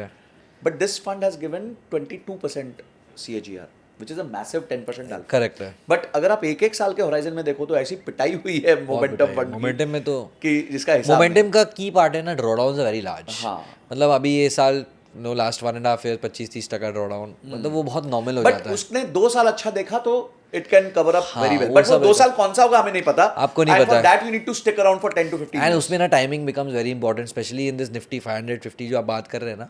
इसमें क्या है ना, आप टॉप पे घुसेंगे ना, आपको 3-4 साल लग जाएगा निकलते उसमें से. अभी जैसे जिसने नवंबर 2024 में निफ्टी 550 में पैसा लगा, अभी भी 20% डाउन होएगा वो. अभी आप 1.5 साल से 20% डाउन हो, तो आपको 2-3 साल लगे, वो आएगा time. It's not like you will not recover money and you will not be positive. तो इसमें timing becomes important. That's why थोड़ा एनालिसिस जरूरी रहता है. अगर आप 100% AUM कोई ETF में लगा रहे हैं, अगर आपको एनालिसिस नहीं करना है ना, that's why you having gold in the portfolio, being diversified makes sense, because then you are not using your brains as much. आपने थोड़ा वो कर दिया, स्टैंडर्ड डेविएशन कम कर दिया, ड्रॉडाउन्स को कम कर दिया, ऑटोमेटिकली कम कर दिया. हाँ, and both the assets eight the end of 5 years will be positive. Different things will give returns in different time periods. एक 20 साल का पोर्टफोलियो बन रहा है, रीजनेबल रिस्क लिया जाता है, लॉन्ग टर्म ग्रोथ चाहिए. टारगेट है 14 to 15% IRR CAGR. करेक्ट है. फर्स्ट तो 30% portfolio has to be gold. ठीक है. ठीक है जी. Now so that also can be done through ETF. Gold BeES हो गया, क्वांटम का गोल्ड फंड है. So there are multiple things, multiple ways of doing that. जो आपका 60-70% इक्विटीज है, राइट. अभी हम उसको जो हमें प्ले करना है, you want to create a diversified portfolio. So one thing is कि यार momentum is a great play. ठीक है. So momentum can be say 30% of a portfolio. 30% could be momentum. ठीक है. सो मोमेंटम में भी 3 ETF है. दिस 530, 200, 550, 230, 150-50. ओके. 3 ETF है. ठीक है. You can divide the 30% equally between all 3. अच्छा, तो निफ्टी 500 मोमेंटम 50 हमें 500 stock large cap, mid cap, small cap सब दे देगा. निफ्टी 230 मोमेंटम उसमें आपको टॉप 200 में से 30 स्टॉक्स दे देगा. 100 large cap, 100 mid cap, correct, उनमें से 30 मिलेगा. और निफ्टी मिड कैप 150 मोमेंटम 30 में सिर्फ मिड कैप वालों में से 50 stock. Now if you look eight जो 550 है ना, probably the worst performing in the last 1 year. Right. Reason being क्या है, जब 500 आप देख ले हो तो it is constantly buying the top moving stocks, तो उसमें छोटे बिजनेसेस ज्यादा आएंगे। आपके average market cap in all these 3 ETFs will be very different. जो 230 है ना, it will be very large cap driven. समझ गया। उसमें अभी फॉर एग्जांपल हिंदुस्तान कॉपर आ जाएगा आपको, right? So it's a large business. समझ गया। 30, 40, 50 हज़ार करोड़ के बिजनेसेस आएंगे उसमें। 550 में आपका एवरेज मार्केट कैप 15,000 करोड़ पे भी आ सकता है, और median if you want to look at. Long term में वो बहुत अच्छा हो सकता सो अभी क्या हम डाइवर्सिफाई कर रहे हैं, ठीक करेक्ट है? तो हमने 30% ये मोमेंटम ETFs में लगा दी, 30% गोल्ड लगा दी। Now you move to value. ठीक है। So for example if you look at the value index, तो निफ्टी का एक 550 का एक NSE 550 वैल्यू वाला फंड है। हाँ, मोमेंटम 50 की जगह वैल्यू 50 वैल्यू, तो जहाँ पे it will buy the value businesses. ठीक है। और instead of that you can also look at the low vol. Nifty का एक लो वॉल इंडेक्स है, ओके। जहाँ पे they are buying the stocks which have moved the least in terms of. So इसमें कौन से बिजनेस आते हैं? Britannia, Colgate, they are more consumer, Hindustan Unilever, these kind of business and upcoming. ठीक है। So you can do low wall और value, ठीक है, right? Either of this, half और 15-15। तो 15% आपने लो वॉल कर लिया, हाँ, और 15% आपने वैल्यू कर लिया। Correct. And then 30% you are doing gold, 30% gold and 30% momentum. तो ये 90 हो चुका है। हाँ, so what we end up doing on our end is that see you want to optimize little bit for return. कि यार आपको अगर निफ्टी 12 दे रहा है, आपको ये करके 16 तो चाहिए, तो you will have to increase momentum. See आपका bulk of the return will come from momentum. The see momentum आप 10 साल का रिटर्न देंगे ना, 25-30% रिटर्न है, राइट? तो आपको जो हायर साइड रिटर्न मिलेगा वो मोमेंटम से मिलेगा। So that has to be 35-40% of your portfolio. मतलब ज्यादा मोमेंटम चाहिए। Next is low volatility and value, and then gold हो गया। ठीक है, बस इतने portfolio. In the last 1 year, you would have been up about 20% if you did this. Oh, because of gold. Because of gold. But see, different things will perform well in different time periods. Now, even see, gold has moved 50-60% in the last 1 year. ठीक है। Momentum, the same momentum portfolio will be down 15%. Net, you are yet up 20%. Now, next year, if gold is flat and momentum is up 30%, you will yet be up another 10-12%. So that return will average out over time. इस बार silver में मेरा portfolio total 10% silver में था। हाँ। And I keep on buying whenever there is a dip, तो मैं SIP on dip करता रहता हूँ ETF के थ्रू। तो मैंने देखा कि मेरे जो सिल्वर का रिटर्न है, I didn't capture 150%। Obviously nobody has captured 150%। I feel so. Yeah. But I have captured around about 85-90% of the gains. मतलब मेरा वो है। अब 10% मेरा पोर्टफोलियो उधर है, डबल हो गया। तो 8.5% का तो मेरे पोर्टफोलियो को सिर्फ सिल्वर ने पुश दे दिया है। तो दैट सीम्स वेरी लॉजिकल कि No, definitely that what Shankar ji is saying in terms of diversification, it completely makes sense. Like as an investor, see, जो वॉरेन बफेट और ये जो बात करते हैं ना कॉन्सेंट्रेटेड पोर्टफोलियो के बारे में, like he said, it can become a concentrated portfolio. It's a resultant. It's a result. जो एप्पल 8-10% था एंड उनके पोर्टफोलियो में 50 बन गया, it become a result. Apple 10 गुना 20 गुना हो गया। अच्छा, एक चीज मैं आता हूँ और वो बहुत इंपॉर्टेंट है, and then I will go for age oriented investing. अगर कोई 40 साल का है, कोई 60 साल का है, किसी को इनकम चाहिए, तो उस पर आता हूँ। बट यही पोर्टफोलियो पे मैं अभी स्टिक कर रहा हूँ। मैं 20 ईयर्स 25 ईयर्स के लिए इन्वेस्ट करना चाहता हूँ। 30 gold ETF, 30 to 40 momentum, and rest in low wall and value. Now what happens after 2 years is the पूरा खिचड़ी मिक्स बदल चुका है, क्योंकि मैं पैसे डाला जा रहा हूँ, कोई बढ़ गया है, कोई घट गया। Should I rebalance? You rebalance every year. You rebalance so every this is something year. we've tested out, right? अच्छा। You rebalance once a year. Right, so you keep bringing the weights back down because the idea is not for something पर ये to tax become inefficient नहीं है। but barely you will end up paying any tax. Now I'll give you an example, right? Like now say for example आपका gold 30 का 50% हो गया जी। so rebalance करने के लिए you will sell 20% of your gold जी, right? Now on that 20% your gain has been like say on that 20 rupees your gain was एक example लेते हैं 10 लाख का। 10 लाख का एग्जाम्पल देंगे। 3 लाख आपने गोल्ड में डाले थे। 3 लाख आपने गोल्ड में लगाया जो था। अभी हो गए 5 लाख। हाँ, सो जो अभी 5 लाख हो गया तो 2 लाख का आपका गेन था। मैं आपको बता रहा हूँ कि यार वापस अब 3 लाख पे ले आइए। तो आपका 2 लाख को आपको सेल करना पड़ेगा, बट वो 2 लाख में आपका कॉस्ट होएगा 12 लाख रुपया। 8 लाख के प्रॉफिट पे आप 10% या 12.5% भरेंगे, so you will have to pay about say 90,000 rupees. So what is the importance of that, right? So 90,000 on your 10 lakh portfolio is about 9%. Now there are 2-3 ways of even evading that tax, which is you're doing a tax loss harvesting, etc. Right? On a small portfolio you can do it कि आपके पास जहाँ पे loss था आप उसको offset कर दीजिए, right? So then क्योंकि आपका मोमेंटम तो डाउन था तो आप उसको बुक करके आप समझ गए, right? So you can do that also. If you don't want to do that, you pay that full tax, right? Because it makes sense. Ultimately, you'll have to, at some point of time, you have to pay the tax. Right. It is tax inefficient, but at some point, you have to pay that 12% gain. If not today, after 3 years. You are just deferring the tax. समझ गया. What will happen is if you don't rebalance, right, your ratios will change. You can even rebalance once in 2 years. It's not like, you पर know, आप कह रहे हो कि जो चीज गिर गई है उसको ज्यादा खरीदने का फायदा नहीं उठा पाओगे, हाँ, because you want to buy. 25% गिर गया Exactly. और गोल्ड 30% बढ़ गया, तो भाई गोल्ड अब मोमेंटम खरीद लो तो बैलेंसिंग हो जाएगी, एवरेज हो जाएगी। मोमेंटम में फिर से 40% का गेन आ गया तो आपकी तो मजे लग March जाएंगे। में, for example, last November, all the investors that came to me, large part, so 40% of the portfolio was gold, 35-40% was momentum, and 20% was low vol. March में momentum was down 22%. बिल्कुल सही ठीक है। है, फ्रॉम माई इंसेप्शन से नवंबर 18th of November to around like 20th of March, we rebalanced because now gold was up like a good 20%, momentum was available at a much better price at down 22-23%. So I'm able to buy more units. Beautiful. So that kind of opportunities don't come every day, but when they come, you should capitalize. I'm not even saying wait for the rebalancing at the end of the year. You know, कुछ if filters लगा लो, 20% गिर हाँ, गया मतलब तो अगर ऐसी आप समझे कि स्मॉल कैप अगर 25-30% डाउन है, that happens once in 3-4 years.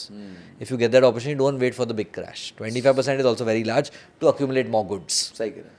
So these शायद things, ज्यादा से ज्यादा 5-10% और गिर जाएगा, but but if you keep following this over a 10-year period ना, you will beat the index. And how? Yes, You will beat the index मेरे को consistently. लगता है बहुत सारे पीएमएस मैनेजर्स को भी आप बीट कर दोगे। नहीं, 100% you will beat a lot of people. It's really simple. That's why like मैं किससे बात करता हूँ, मैं बता I'll tell them कि ये strategy है, हाँ। आप खुद से करो, मुझे पैसा मत दीजिए. Perfect. I don't want your money. हाँ। My objective is that if you make money because of me, I know at some point you'll remember me कि you know what, ऋषभ ने मुझे ये चीज़ सिखाया था. सही कह रहे हैं, सही कह रहे हैं। This is a very good strategy and I think जितने यूजर्स हैं इसको प्लीज इस सेक्शन को 2 बार देखिए, क्योंकि ये जो उन्होंने बताया है ना पूरा set, I think this is a perfect set for a very long term investing Absolutely. And creating massive wealth and maybe an alpha of at least 4-5% over your normal Nifty 50। लोग निफ्टी 50 करते रहते हैं। 4-5% कंपाउंड बहुत बड़ा number है। बहुत मैं बड़ा आपको number एग्जांपल देता हूँ, यही निफ्टी 550 मोमेंटम 50 का, कि अगर किसी ने 1 लाख रुपए 2005 में डाले होते निफ्टी 50 में, तो आज वो 16 लाख के आसपास होते हैं। है. Right. But that 1 lakh in Nifty 500 Momentum 50 would be 76 lakhs. That's the power of compounding. Only that 10%, 10% ही तो है, but 20 साल जब वो compound होता है, It's crazy. it's madness. Beautiful. Like Rishabh, I think- this जो कंपाउंडिंग के बारे में बात कर रहे हैं, right, in the middle I was thinking कि अरे you know how much does tax matter over a long period, right. So ये जो हम बात करते हैं ना यार, आप टैक्स अगर अभी नहीं आप 2 साल के बाद डिफर करेंगे. So we had done this math कि यार if say for example there is an NRI who is not paying any tax on a mutual fund gain versus a resident investor. Now not everyone has the opportunity to move outside, right. What is the alpha that the NRI generates over the individual investor? Now 100 rupees invested, say compounding at 26% per annum, right? In 10 years becomes 10x. 10x, बिल्कुल सही है। right? But say now there is no tax leakage in this, correct? You're constantly compounding, but obviously in real life you will have some tax leakage. So assuming you're a resident and you end up paying that 10-12% per annum on that 26%. So instead of 26, you're probably making 23.5 to 24%. Right. Instead of reaching your goal in 10 years, you'll probably reach your goal in 11.5 years or 11 years. So if you look at it that way, बहुत बड़ा delta नहीं है, क्या delta है? So but what is the key component to focus on? कि वो rebalance का जो 26 Compounding. Compounding is the key part. और शायद अगर आप रीबैलेंस नहीं करते तो आपको 26 मिलता भी नहीं, हाँ, हो सकता है maybe you 21 will get मिलता। it also, but ये पूरी एक्सरसाइज में आपको एज ए इन्वेस्टर किस पे ध्यान देना है? बिकॉज बहुत सारे लोग हैं जो ट्विटर पे और यू नो इस पे they talk about tax, you know tax saving, कि यार आप यहाँ पे चले जाओ तो आपको इतना टैक्स बचेगा. डेफिनेटली सी इन रूपी terms it all make sense, but everything has a cost. You know you will move out, तो आपको दूसरी चीज़ें पे ध्यान रखने पड़ेंगे. सही कह रहे हैं। आपका अटेंशन है, टाइम स्पैन तो वहाँ पे जाएगा. Then will that disturb your compounding journey? आपको 26 के बदले अगर 24 मिल गया तो you will be on the same सही कह रहे हैं। playing field. True. So instead of 10 years, you will reach that in 11 years. What's the 12 hurry? में हो जाओगे, ठीक है। What's the hurry? सही कह रहे हो, सही कह रहे हो। अच्छा, एक आपने भी बड़ी अच्छी बात करी कि कुछ एनआरआईज हैं जो म्यूचुअल फंड के गेन पे अपना Tax टैक्स नहीं, बचा हाँ। सकते हैं, तो ये क्या सिस्टम है? मतलब थोड़ा सा इसको डिकोड करें। So I think जो टैक्स लॉ है उसमें इन्होंने ना बीच में एक जजमेंट भी आया था, किसी सिंगापुर के एनआरआई ने म्यूचुअल फंड पे कुछ 10-15 लाख का गेन किया था, 1 करोड़ रुपए का गेन किया था. एंड इनकम टैक्स का लॉ है कि if you are an NRI and you are buying mutual funds and on that gain there is no tax on that. अच्छा, सो आप समझो दुबई में रहते हैं, यूएई में या यू नो सिंगापुर, वेरेवर, अगर आप एनआरआई क्वालिफाई करते हैं एंड इवन इफ आपने म्यूचुअल फंड खरीदा था जब आप रेजिडेंट थे, फॉर एग्जांपल आप 2020 में आप रेजिडेंट थे, आपने 1 करोड़ के म्यूचुअल फंड खरीदे, अभी 2024 में आप चले गए यू नो यूएई, 2025 में आपने ये सारे म्यूचुअल फंड बेच दिए। 2 करोड़ में बेच दिया, तो जो 1 करोड़ का गेन था पूरा उस पर आपको टैक्स नहीं लगेगा. Okay, this is the you know this is what I have read also. There has been a case also on this beautiful. कि I hope this budget they don't. they don't reverse that. मतलब see it's an unfair game and a resident versus a non-resident. True. Um, As it is an unfair game. सी क्या है ना बीच में ना someone from the broker association had told me कि you know brokers को बहुत दिक्कत हो रहा है क्योंकि रोज़ ये मार्जिन के रेगुलेशन से भी और सब चेंज करते हैं एंड बीच में उन्होंने एक कंसोर्टियम बनाया था कि यार यू नो चलो हम सब जाएंगे मिलके and we will go to SEBI and tell them कि यार let's you know can you help us and can you do this and all that and they had spoken to the Kamath brothers running zero and the Kamath brothers said ना हमको इस सब में कोई interest नहीं है, हम बिजनेस पे फोकस करते हैं, जो रेगुलेटर को करना है वो तो करने वाला है, राइट है, because they are taking care of the entire हाँ वो उनको पूरा कम्युनिटी। ecosystem देखना है। आप ब्रोकर कम्युनिटी के ऊपर नहीं डिपेंडेंट है, so you do one thing, don't waste your time, you do one thing, you focus on the business, make your business lean, make your business in a way I can, you know, this is a part of running a business. So as an investor also now don't focus on many things, focus on the compounding journey, समझ गया। you'll be very far ahead. नहीं done है, perfect है, and I think it's a very good point which you have mention. हमने बात करी investing की, तो एक बहुत बड़ा तबका इन्वेस्टर्स का जो सेक्टोरल इन्वेस्टिंग, थीमेटिक इन्वेस्टिंग करता है। नाउ जनरली म्यूचुअल फंड वालों पे ये थोड़ा सा आरोप लगता है कि थीमेटिक फंड्स थोड़े महंगे होते हैं, तो and they only shine after they जब वो हो जाता है और तब तक सेक्टर में से स्टीम निकल चुकी होती है। Correct है। What is your take on if somebody wants to do sectoral investing, is mutual fund better or is ETF better, and should it be done, and if it is should be done, क्या parameters होने चाहिए करने के? So ETF is a great way of expressing it. Even a mutual fund is a great way of expressing it. It can be done only you have done enough research. Because sector में क्या भी, for example, there are some guys came out with the defense ETF right last year. बहुत लोगों ने निकाला defence ETFs या defence mutual funds, defence mutual funds, and then defence ended up underperforming over the last whatever period. So it is not there problem. The problem is yours as an investor, because ultimately it's not like they told you कि नहीं please आप यहाँ पे पैसा लगाइए. They have got the product. You have to treat that as a product itself. Right? Ultimately decision is yours. Just because किसी mutual fund ने वो release किया, okay, it's a buying opportunity for you. You have to treat it as an investor. Ultimately the decision is yours. Even if your mutual fund advisor is asking you to invest, ultimately the decision is in your hands.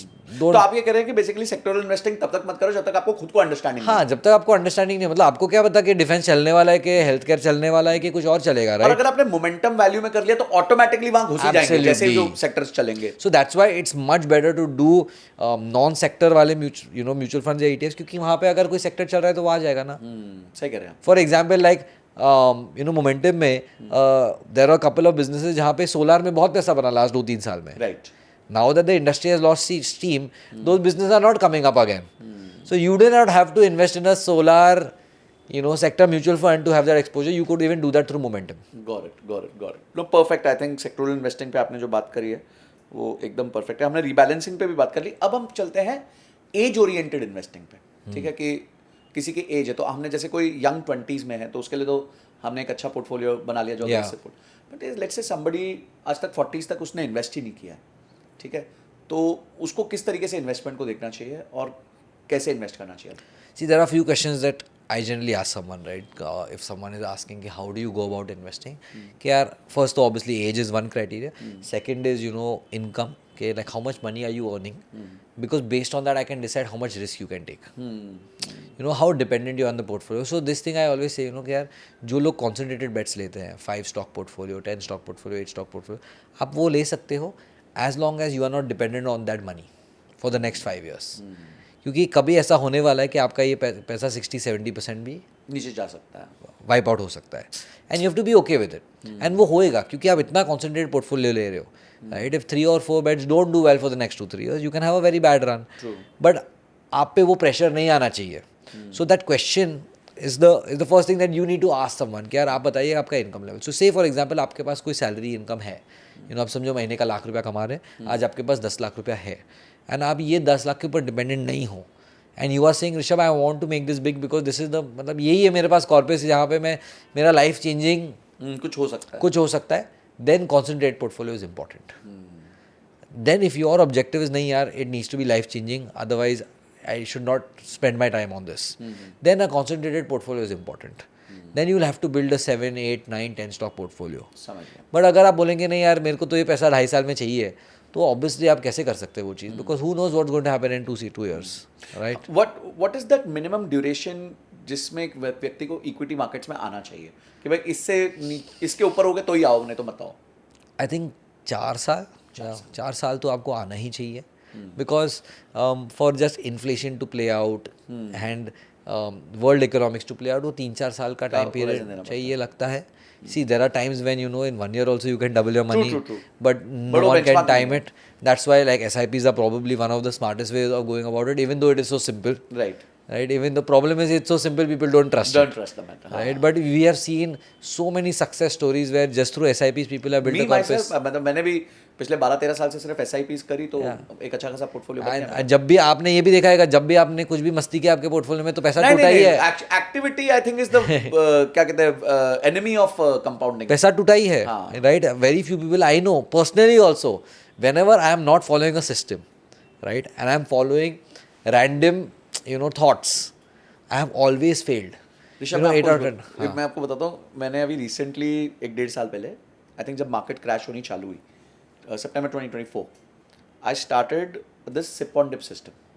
तो मैंने ETFs identify किया, normal index ETFs, ठीक है, और मैंने ये तय कर लिया कि जितना ज़्यादा गिरेगा उतना ज़्यादा खरीदेंगे, ठीक है, और एक कॉर्पस मैंने उसके लिए साइड में रख दिया. You won't believe, small cap in the last 1.5 years that it went down 25-28%. फिर अभी भी जो है वो 8-10% अपने पीक से नीचे ही है. My small cap ETF profit is 3% as compare to a -6-7% of the index till now. तो मतलब एक तरीके से मैंने 10% उसके ऊपर बना लिया 1 साल के अंदर. But this is a quant model, right, this is a system, and ये आप system as a retail investor बना सकते हैं. You know, then you like you said, आप PMS फंड मैनेजर को भी बीट कर लेंगे.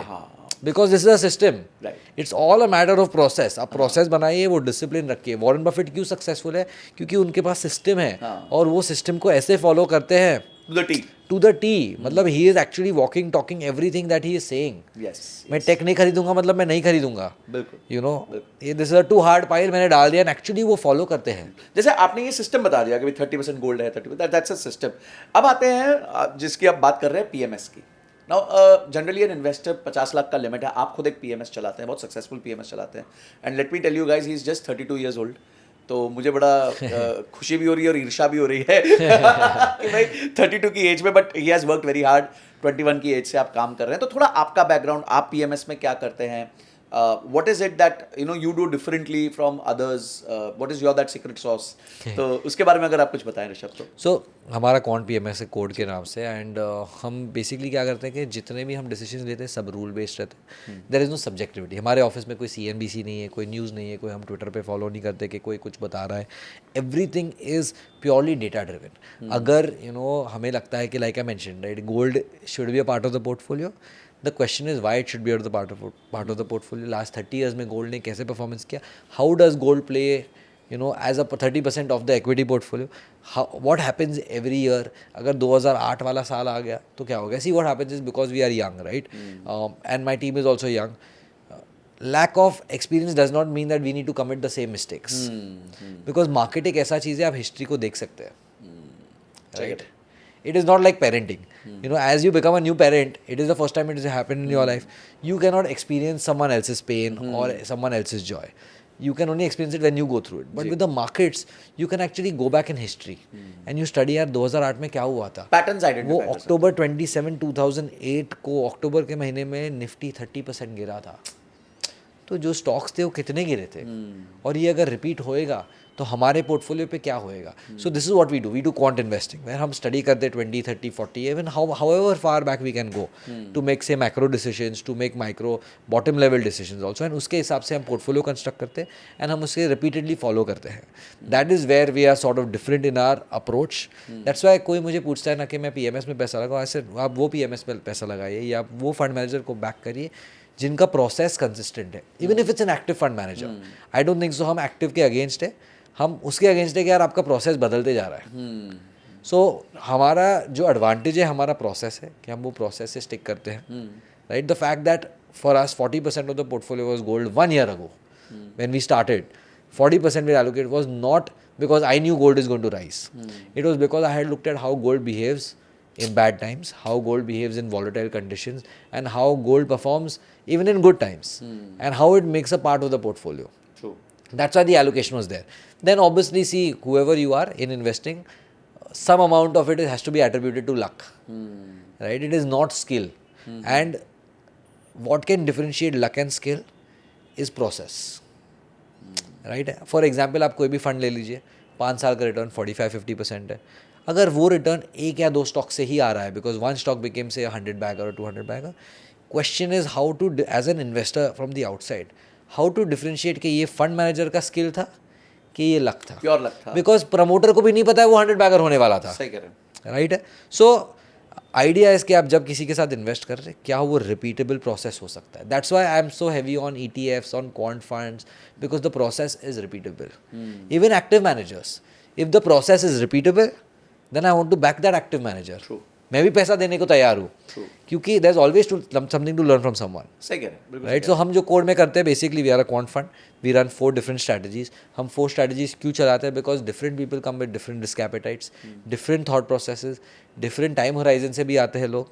Right. We have investors who are से in the late 70s and late 80s also say that we need the money from a pension perspective. Right. Obviously मैं उनका portfolio small cap fund में नहीं लगा सकता. True. Right. True. So for me it has to be a very safe portfolio. And that's the advantage of quant, that we can build these portfolios out. तो Rishabh, PMS को लेके ना बहुत सारे क्वेश्चंस हैं. अभी आपने काफ़ी चीज़ें बताई कि हमें देखना चाहिए कि जो लोग सिस्टम फॉलो करते हैं, प्रोसेस. अब ये तो मेरे को पता चलना, एक अगर मेरे पास 50 लाख रुपए हैं, क्योंकि वो मिनिमम टिकट साइज है, तो एक तो मेरे को पता कैसे चलेगा कि प्रोसेस फॉलो हो रहा है कि नहीं हो रहा. सेकंड, हमने नोटिस किया कि मोर देन 80% ऑफ PMS ने पिछले 4-5 साल में इवन बेंचमार्क को भी बीट नहीं किया है. एक वन ऑफ द बिगेस्ट, मैं नाम नहीं ले सकता, बट बहुत बड़े PMS हैं जो बहुत फेमस भी हैं, उन्होंने भी अब मार्केट्स को नहीं बीट किया है. तो ये मुझे एज अ रिटेल इन्वेस्टर कैसे पता चलेगा 50 लाख वाले को?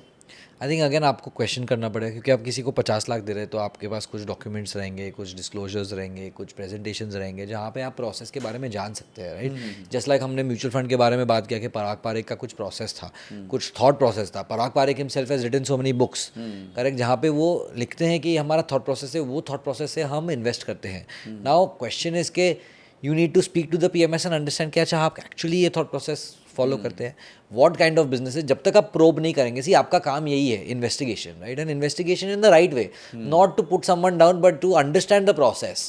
आप क्वेश्चनिंग क्यों करें? क्योंकि आप पैसा लगा रहे हैं. आप जब पैसा लगा रहे हैं तो आपको इतना ही काम कर रहा है, because it's only one time investigation. अब हर 3 महीने तो इन्वेस्टिगेट नहीं कर रहे. तो what you trying to say is okay fine, can you tell me कि आप किस तरह के बिजनेसेस ओन करते हैं, आपके पास किस तरह के स्टॉक्स आए हुए हैं, आप कब से ये चीज़ कर रहे हैं. अगर आप नए भी हैं बट आपका प्रोसेस क्या है. Right. It's not like a new PMS is not going to do well and having a new track record is a bad thing. It's just that आपको उसका प्रोसेस जानना बहुत ज़रूरी है. So as a retail investor, because PMS is a high ticket size item, आपको PMS fund manager से मिलना चाहिए या टीम से मिलना चाहिए और उनसे अंडरस्टैंड करना चाहिए कि हाँ ये प्रोसेस फाइंड आउट करते हैं कि नहीं करते हैं. वंस आप आपने वो चीज़ देख ली, आपको समझ जाएगा कि हाँ this is and is that sort of investing for you. Because बहुत सारे PMS है जो प्योर स्मॉल कैप PMS है, मे बी 10, 8, 9 स्टॉक पोर्टफोलियो है. तो आपको समझना है कि the question you need to ask is there a chance कि कभी 40-50% ड्रॉ डाउन आए. राइट.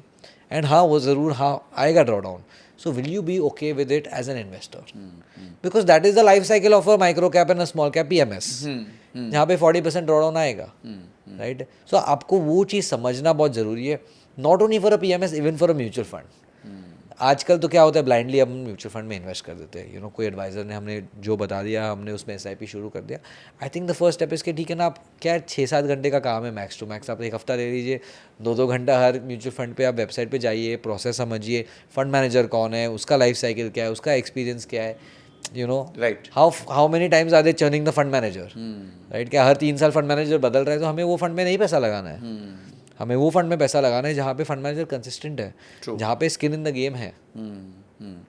तो आप, बट इशू जो मैंने आपके साथ रेज किया सेकंड वाला, वो ये है कि बेंचमार्क बीट नहीं हो रहा है बहुत सारी जगह. एब्सोल्युटली. बेंचमार्क क्यों नहीं बीट हो रहा है? फॉर एग्जांपल, अगर आप एक लार्ज कैप PMS है, right, problem with the large cap PMS is that कि आपका यूनिवर्स इतना छोटा है कि आप म्यूचुअल फंड और PMS में दोनों में ही दिक्कत हो रहा है कि if you are managing more than 3-4,000 crores तो आपका चॉइस हो जाता है Reliance, HDFC bank, TCS, Infosys. Right. है 50-60 कंपनी.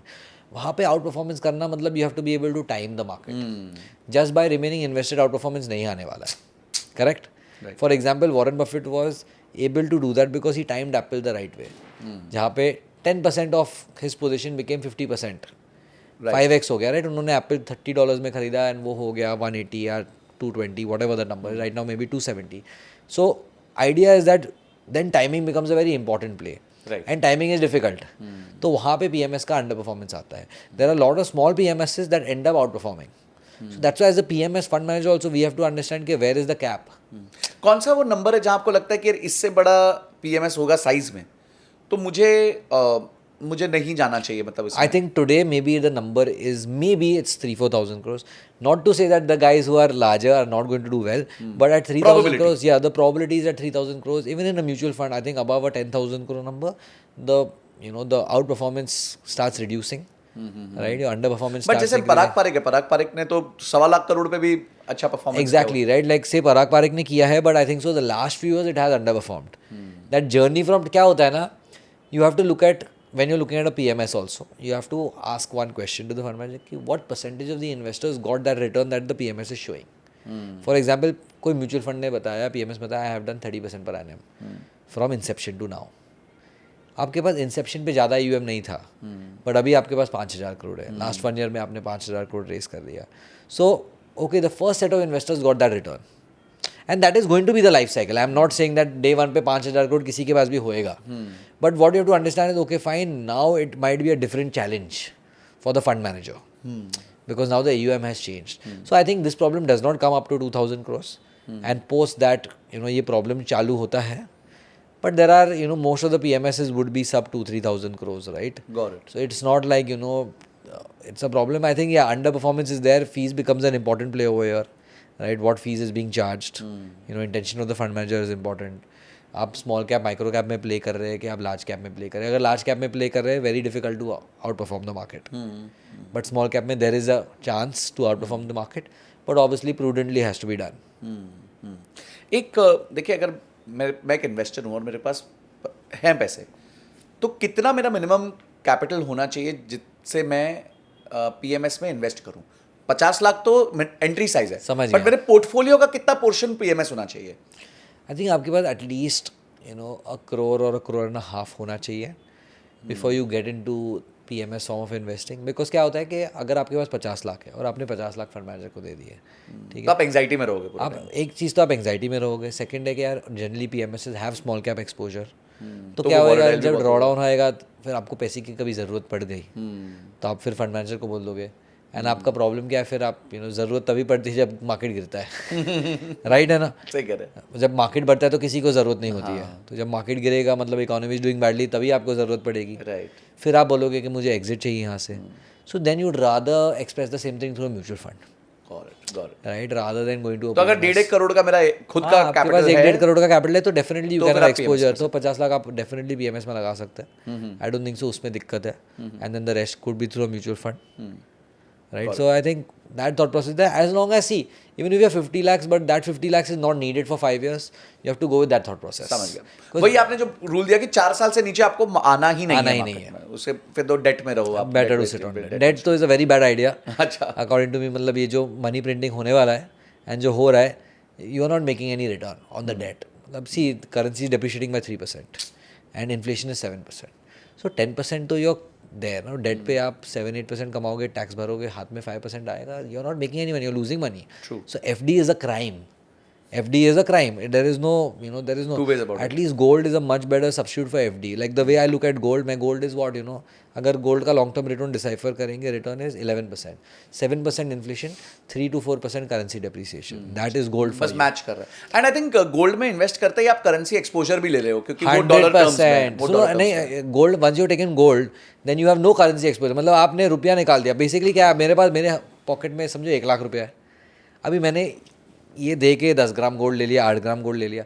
अभी मेरे को कोई देश के कोई करेंसी से कोई लेना देना नहीं है.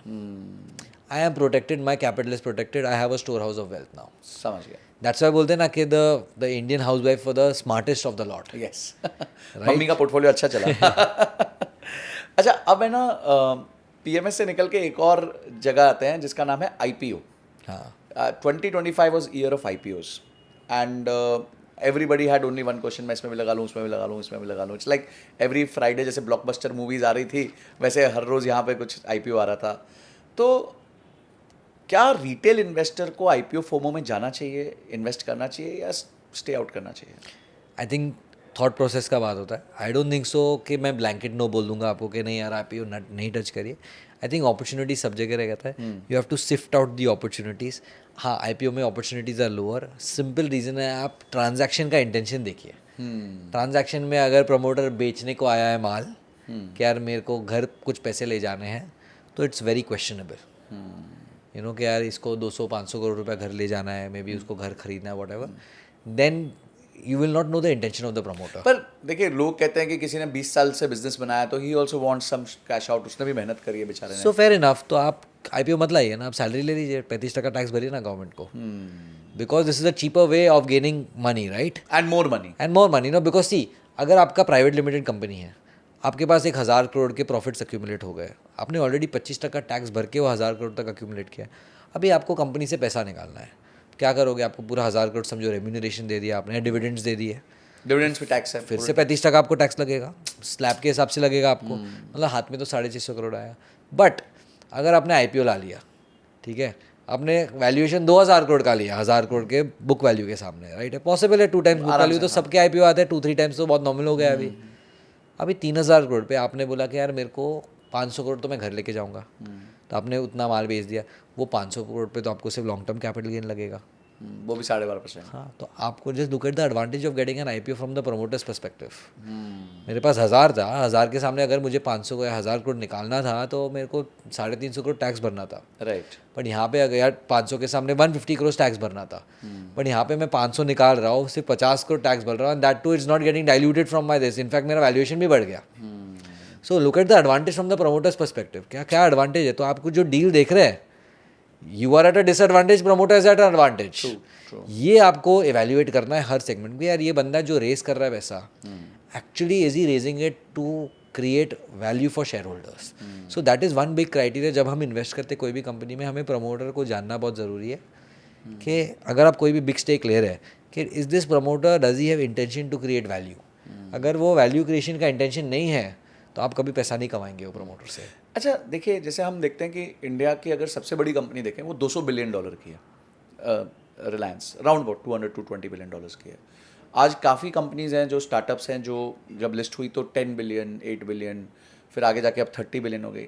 आपको लगता है कि जिस ऑर्गेनाइजेशन के पास इतना फ्री कैश फ्लो है और वो इतना ज़बरदस्त बिजनेस चलाती है, साल का 1 लाख करोड़ का प्रॉफिट है आफ्टर टैक्स, करेक्ट है, और उसकी वैल्यूएशन 200 बिलियन है, वर्सेस किसी की अगर आज 10 बिलियन है जिसका प्रॉफिट ही मुश्किल से 1,500-2 हज़ार करोड़ है, कुछ पे तो है ही नहीं profit.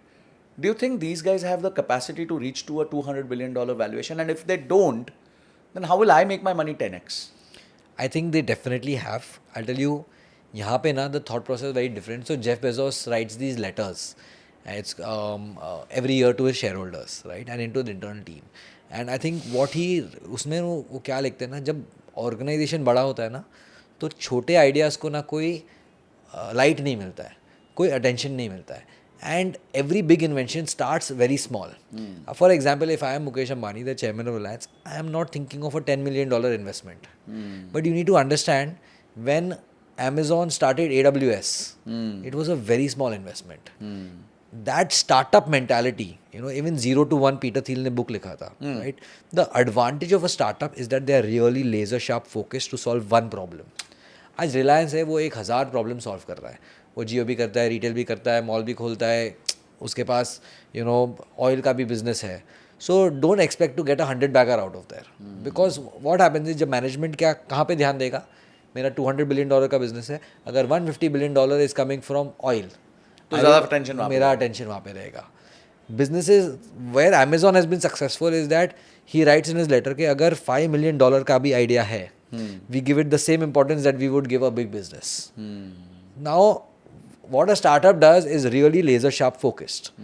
You know, for example, Grow ho gaya, right? Now today Grow has come out at 80,000 crore valuation or a 75,000 crore valuation, but you look at the laser sharp focus that we want to create value for a investor who wants to invest, like, you know, a stock, like they want to transform the stock broking place, and they did it even with Zerodha being out there. already with a good presence. True. But they were able to do it because they solved such a niche problem. Now, it will not be a surprise if this could balloon up to a 8 lakh or a 10 lakh crore market cap 10 years down the line. Got it. So these businesses have value. Obviously, see, as from an investor perspective, it could be a very big gamble, right? But does not mean that these can't become that big. And I think that they have a higher chance. If you look at the S&P 500, the 500 businesses that were there probably 50 years ago, none of them exist today in the S&P 500, or very few of them exist in that S&P 500. That means that the large guys have fallen, and someone else has come up. True. And who are these small guys? These smaller players. 20 years down the line, you will realize probably, these small players who we are saying today, a lot of people are like, अरे इनका तो profit नहीं है, are probably the guys who will be on top. And क्या हो गया, you to understand the era has changed. We are in this era of fiat currency जहाँ पे money is available very cheap. When money is available very cheap, these guys can blow that money up to build their business. It's a different form of doing a business. Right. But that's the way, and it's possible in this era. Maybe 30 years ago it was not possible. Not possible. उस time पे तो जहाँ पे आपको cash flow positive cost of capital 12% था India में, हाँ. right? जब cost of capital 4, 5, 6% है because of fiat currency constant printing, you can borrow money and blow it up, or you can raise equity and blow it up, which is what a lot of the startups have done. So I am not against this, but you have to be prudent at the same time. आपको लगता है ऋषभ कि हमारा जो Indian markets है उसका depth काफ़ी कमज़ोर है? I was doing one research, तो उस पर मुझे पता चला कि जैसे आपका 500 crore market cap, so there are total 5,000 odd 5 to 6,000 listed companies, पर अगर आप 500 करोड़ से ऊपर की कंपनीज देखें तो देयर आर ओनली 2,000 कंपनीज. बहुत कम है. 3,500 कंपनीज जो है, more than 60% of the companies are sitting below 500 crore. So tiny companies, तो आपको लगता है कि इंडिया में मार्केट डेप्थ का इशू होगा जिसकी वजह से म्यूचुअल फंड्स को या पीएमएसएस को रिटर्न्स जनरेट करने में इशू आ सकता है? So basically जो small cap 150 है, small cap 100, the 150th business is at a 17,000 crore market cap. तो जो top 500 है ना, अभी largely they have become large businesses. उसके बाद जो 500 to 750 है, जैसे निफ्टी माइक्रो कैप इंडेक्स जो है, right? I think that is 500 to 750. Okay. So 250 companies, right? The 250 Correct. small. 501 to 750. हाँ, 501 to 750, right? They are actually the small caps. So 5 साल पहले they were the small caps. आज उसको micro cap का term दिया जा रहा है. So one thing is the index also is not representing the right thing. जो PMSs है, maybe they have the 500 के बाद वाले businesses. हाँ, समझ गया. Right? But there is a depth problem. It's not like, see, the depth is improving. It's not like it's not improving. It's improving. But then that means we need more companies to come in. मतलब actually हमें और companies चाहिए. There is more advantage in starting a business today than becoming a full-time investor. Because capital is available cheap. Right. Right? Because there are too many people chasing too few goods. Like, और जिस वजह से price to earnings that's why mad हो promoters, see, that's why IPO का game बहुत सही है ना promoters के लिए. सही करें. Right? Because कोई भी valuation पे आप ले आ सकते हो. True. Because there are so many people. आप चालू करिए, काइट पे जाइए, IPO सेक्शन पे जाइए, you can just subscribe. True. Money deployed. So easy to raise money. अब तो उस पर भी लोन मिलने लग गया. आप सुबह अगर शाम को 7 बजे टीवी शुरू करेंगे ना CNBC पे, आपको ओपनिंग बेल रहता है NYSE का, NASDAQ का, right? Every day probably 3-4 new companies getting listed. In NASDAQ. हाँ, रोज वहाँ पे ना आपको they do the opening bell ceremony, right? So the depth is a lot bigger than what it is over. बात तो जो उनका स्मॉल कैप इंडेक्स है वही रसल 2000 है. 2000 मतलब companies. 2000 companies का the depth is different level. Like remember we were speaking earlier, saying in the US you can trade anything. You can trade orange juice. What is orange juice? I understand you can trade oranges. मतलब जो derivatives उसके derivative को orange juice के derivatives, orange juice के options contract है, उसमें भी liquidity है. बोलो. अब मैं एक और चीज देख रहा था and I was looking at the depth of ETF market of US. It is just so crazy. It's crazy. उधर है ना date based ETF है. So for example there is an ETF called LifePath 2040. तो somebody who has to retire in 2040 can take that product. उनका धीरे धीरे exposure जो है टेपरिंग डाउन होगा और वो डेट की तरफ जाएगा the moment they retire. So I think a lot of things can be done in Indian they have capital markets. they have so many leveraged ETFs. मतलब for example Nasdaq 2x. हाँ बिल्कुल सही कहा। हाँ, और मतलब- कितनी सही चीज है Nasdaq like you can take leverage. So I मैं तो think कह रहा था कि यार इंडिया में कहीं गोल्ड 2x निकल जाए तो मैं उसी में डालूं पैसा क्योंकि गोल्ड 50% तो गिरने से रहा। Yeah. अगर आपको गोल्ड 2x मिल जाए तो अपसाइड में डबल रिटर्न है, नीचे में आप पैसे but that can be a percentage of your portfolio, not very large. Obviously लेकिन लेवरेज्ड कोई भी चीज होगी वो Leverage is आपके like पोर्टफोलियो a- का 5-10% ही होना चाहिए, उससे Correct ज्यादा है। होना भी नहीं चाहिए। बट मैं कह रहा हूँ कि अपॉर्चुनिटी No, no, मैं the देखता depth हूँ is- dividend ETFs Yeah. 7 to 8% dividend yield plus a capital appreciation of 8-10%, इससे अच्छा आपको क्या चाहिए, वो भी डॉलर टर्म्स में। No, the depth needs to like really improve. And I think that from the regulator end, if there's more of a free hand, see, a free hand always comes with more financial trouble. For example, 2008, you know what happened in the US was crazy, right? Like if you go into the depths, like there's a movie, The Big Short. The Big Short, उसके ऊपर बना था. And if you actually just watch that movie, you'll realize that what was the regulator doing? Nothing. You know, they have a scene wherein the someone from the SEC is in Las Vegas, and you know this analyst is asking them, aren't you all, you know, analyzing these CDOs and the mortgage-backed securities? They're like, we don't have the time to do this right now. नहीं, बेचने वाला बेच रहा है, खरीदने वाला खरीद रहा है, simple. So every complicated market will have its own pitfalls. So you can have its depth, but the volatility and the fall will also be larger. Like US fell a lot more than what India fell. Even today, as we see, the volatility is a lot lesser in India as compared to the US. पर आपको लगता है कि Indian markets जो है या Indian regulator जो है वो ज्यादा कंट्रोल करता है चीजों को? I think so. There is a, you know, one step. I think the thought process from the regulator is not wrong. It's more like to protect the investor.